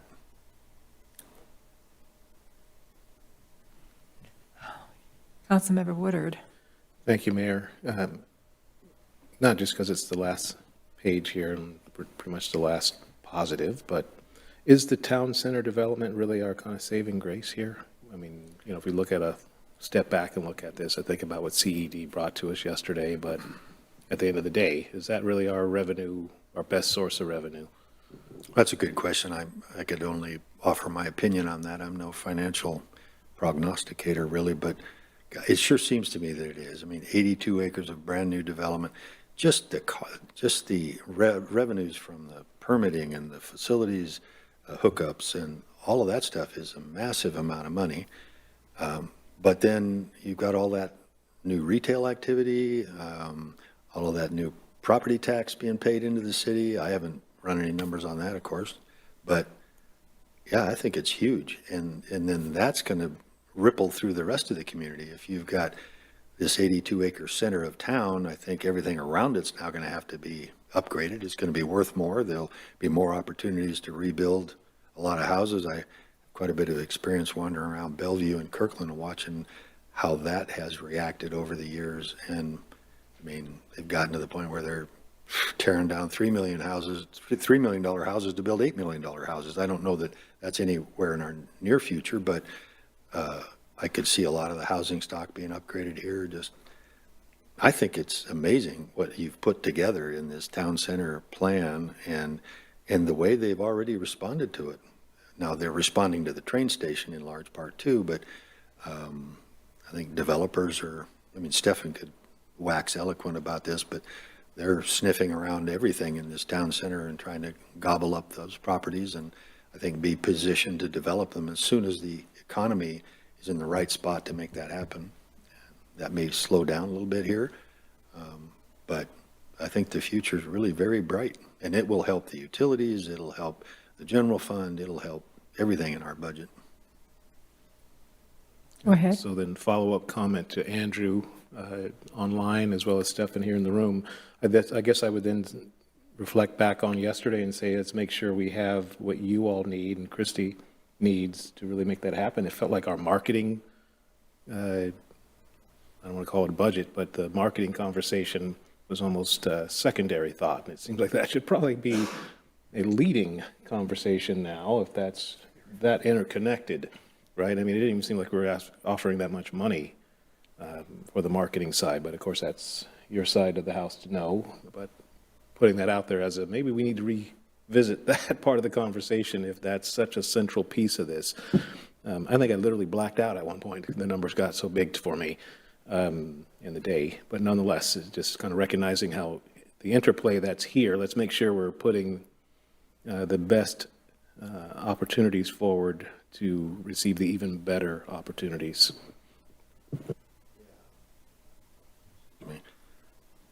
Yeah, it's kind of a trite thing to say, but sometimes you have to figure out how to spend money to make money, and I think this is probably a pretty good example of that. And you're making a huge contribution to this just through these two Main Street phases, I think, and setting the stage for those properties in particular that front that to develop very cost effectively.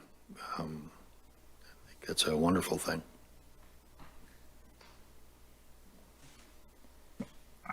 Thank you. Yeah, we really worked hard on it for the longest time on Yes. Main Street, and so I really do want to see it come to fruition. Some of the things that, does anyone else have questions? Well- Mayor and council, may I make a comment? Oh, yes, go ahead. Who's? Yeah, I'm just wanting to respond to Councilmember Woodard's a comment that he made a moment ago. I really do believe that economic development, which is a high priority for any good city manager managing a city, especially a city in transition like Mountlake Terrace.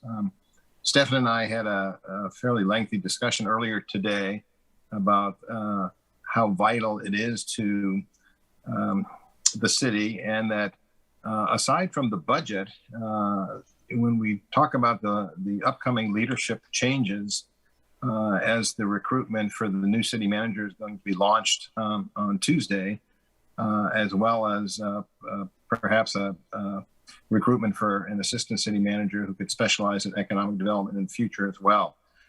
So I think I feel very comfortable saying that that Stefan certainly gets it. I get it. And hearing Phil's presentation tonight just, hits it home, as it did with Christy last night, that this is a work in progress, and that all 7 of you are expecting bold things to be happening. And I feel very confident that as we move into the new year, the city's headed in the right direction. And that's not to minimize the importance of marketing studies and getting the proper mix of staff and consultants on board. And I realize that's what the budget is about. But the budget can be adjusted over time to fit the model of operation for economic development that a new city manager wants to have.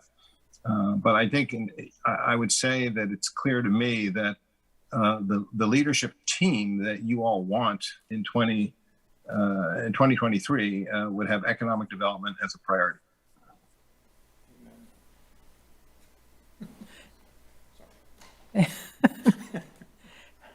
Yes, that has been something that our Mayor Pro Tem has been talking about from only 10 years. I thought it was more than that. On council. Oh, that's right. Well, let me just respond, Mayor, to the fact that he's been talking about it for 10 years. The other thing Stefan and I really covered in our discussion is how none of these things happen overnight. Economic development takes time. It takes years. I look back on stuff that I started in Lakewood, 12 years ago, and John Caulfield is making it happen now, but it couldn't have happened had those foundational steps not been taken in the beginning. So please encourage all of you, including Mayor Pro Tem Wall, that you ought not to be discouraged. It takes some time. The important thing is to be headed in the right direction. Thank you. So did you have questions and comments? Of course. But all I wanted to say was, on the water tower, I thought we were replacing the water tower. Was I? But we're going to be, because I thought that it was mushy when you walked on it. Maybe mushy, I don't know about that. But no, it hasn't been recoated. And, that's a lot bigger project than you'd think. I did several reservoirs recently in Edmonds, and I think we spent like $3 million doing them. Thankfully, you only have to do it once every 30 years if you do it right. But if we can just line it. Sandblast or grit blast the whole outside of the tank, the whole inside of the tank, and very special coatings, very expensive coatings, especially on the inside. Can't be any toxic elements in it.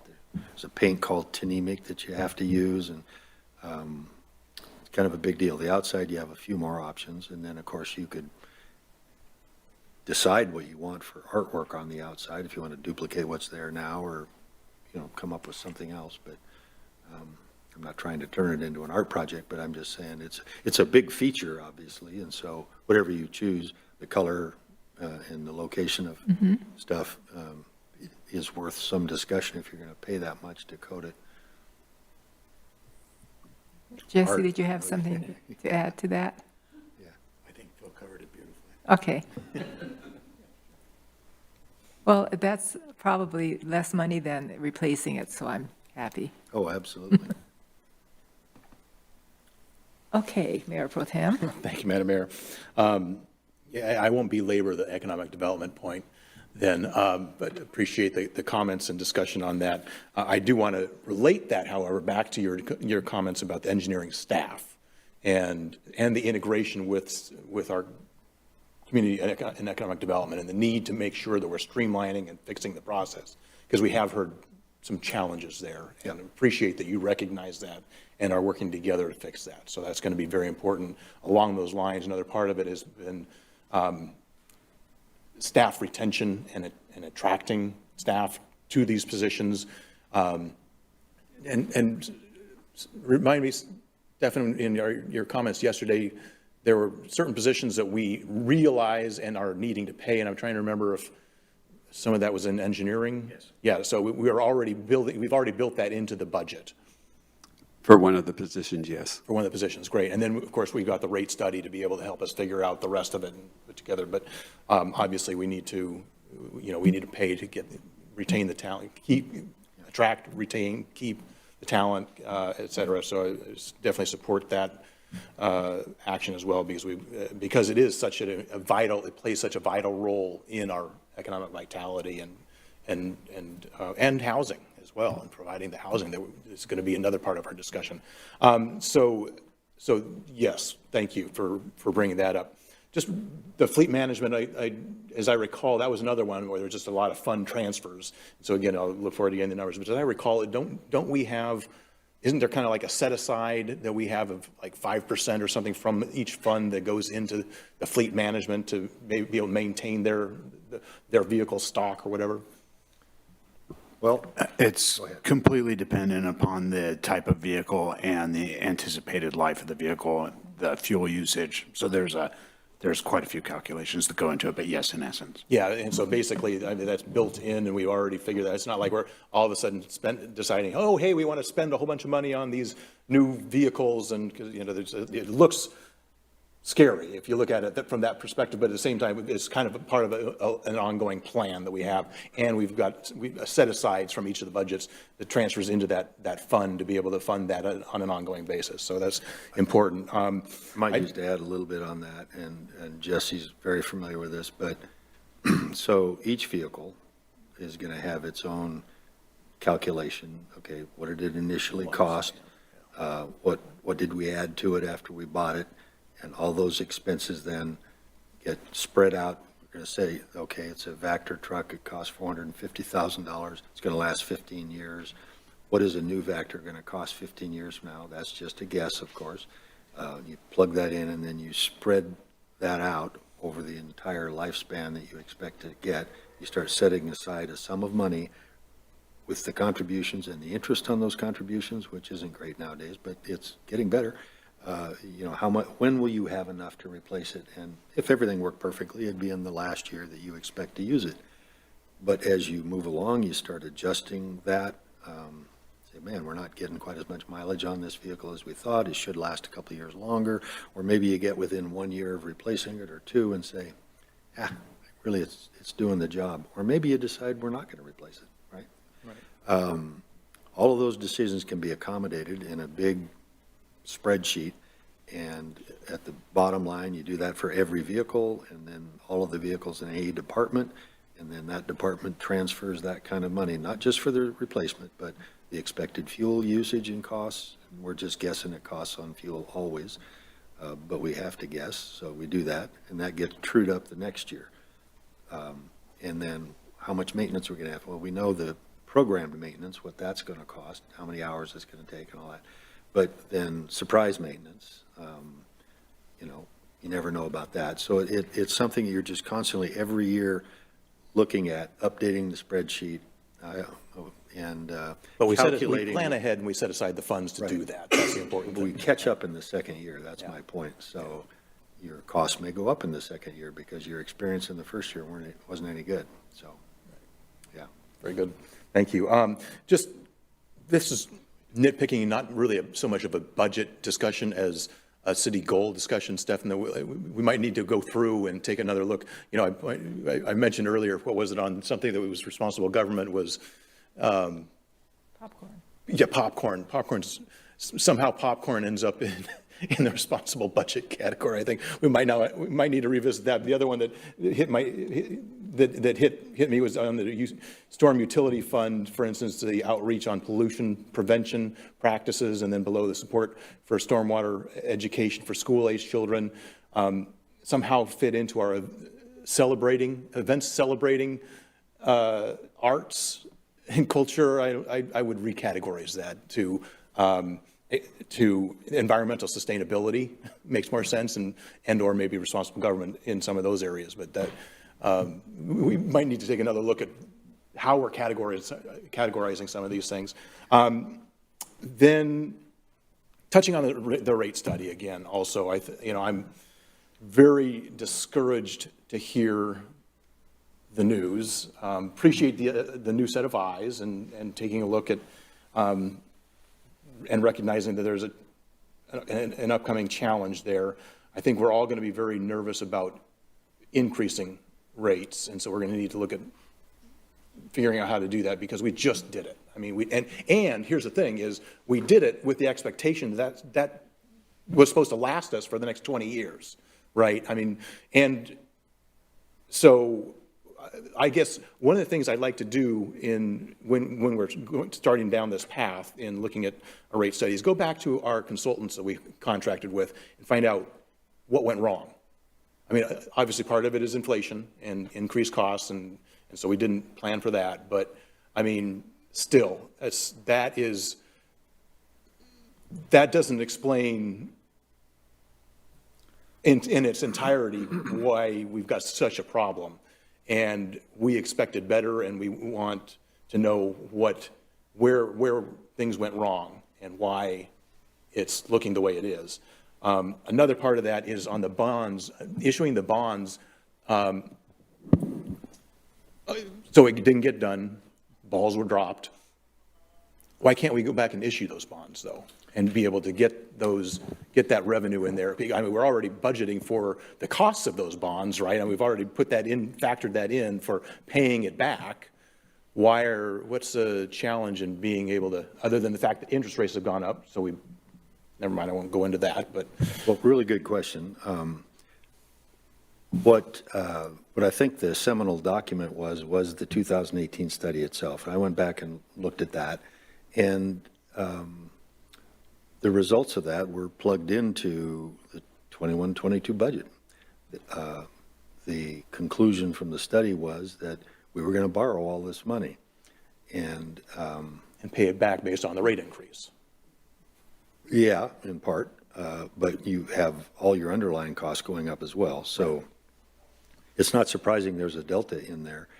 I would even question whether borrowing $50 million in the water utility and $25 million in the sewer utility, and there was the thought that there was an $8 million number in the transportation budget that wasn't in that study, but that's a lot of money, and a lot of debt service would be associated with that. And of course, it's gotten worse now. When those numbers were done in 2018, interest rates were very attractive. Right.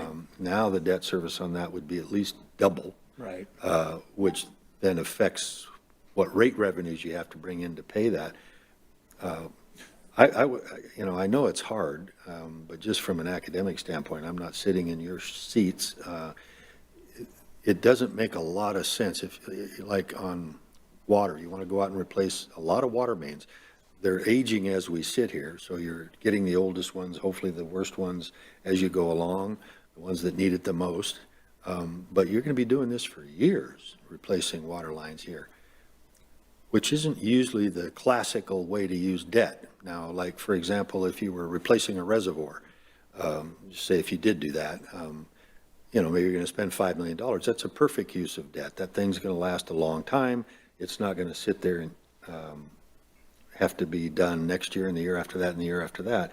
But if you borrow a bunch of money, do a bunch of work, and then borrow a bunch of money, do a bunch more work, quickly the interest just eats up your budget. And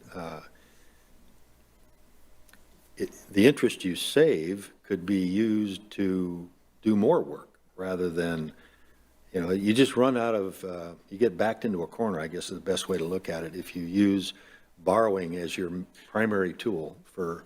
Yeah, absolutely. I mean, it doesn't make sense to borrow $50 million. We're not going to spend $50 million the next year, right? I mean, if we're going to spend that $5 million this year and $5 million next year and whatever, then you borrow $10 million. You don't borrow $50 million. I get that. That makes sense. But the same, of course, now it's frustrating because we didn't do it. We also don't have the money available regardless of the numbers, but we don't, I mean, now interest rates, instead of being at 2.5%, are now 7.5%. So, right. Ouch. But that's where the Public Works Trust Fund comes in, which gets back to our legislative advocacy for protecting public works trust funds. That's another story we'll get back to later. But at any rate, I guess it's going to be a frustrating discussion for us. Just be forewarned. I won't even be here for it, so, but I can feel your pain. And just to be clear, the $50 million wasn't to be borrowed all at once, but there was $20 million in water that was going to be borrowed in '22. And then they had $10 million being borrowed in each of 3 of the out years in the financial forecast, like 26, 27, and 28, totaling 50. That I don't think is the biggest problem. It's just having that much debt, probably over a 20-year period. But at the end of that 20-year period, you're still going to be needing to replace water lines, and debt can't be the primary tool on a program that you're going to be doing, $3 million worth of work, let's say, every single year. It's like really expensive maintenance, and you don't borrow money to do maintenance for a project. Yes, something's going to last a long time. We'll pay it off over 20 years. The thing's going to last at least 20 years. We're good. Yeah. Agreed. It's just that's what the rate study and the rate increase that we passed just 5 years ago, 3 or 4 years ago, was supposed to cover and was supposed to address. And we built in the increases and everything to be able to cover us for the next 20-year planning period. And so that's, it will be an interesting discussion. We'll look forward to talking with somebody else evidently about that. But anyway, thank you. Another interesting discussion is going to be just funding infrastructure in general. I mean, as has been pointed out, as you pointed out, we've failed to do what we needed to do on street construction.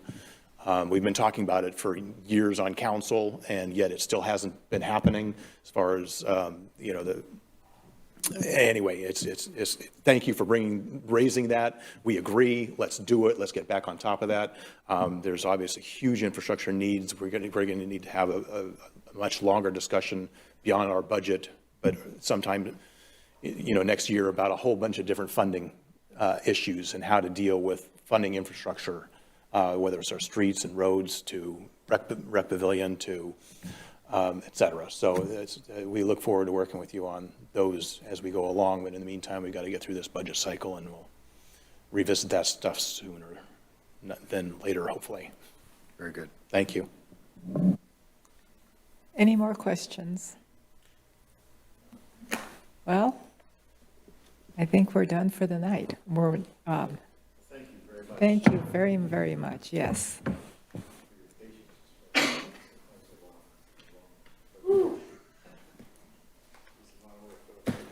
Yes, and to put this together must have taken a month. Wow. Thank you very much. So next on our agenda is council comments. Does anyone have any council comments?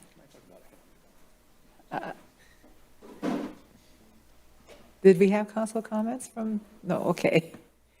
So if there are no council comments, next on our agenda is adjournment. Did Andrew have something to say? No, I'm just waiting for adjournment. Okay, adjournment. Are we all? We are adjourned. Recording stopped.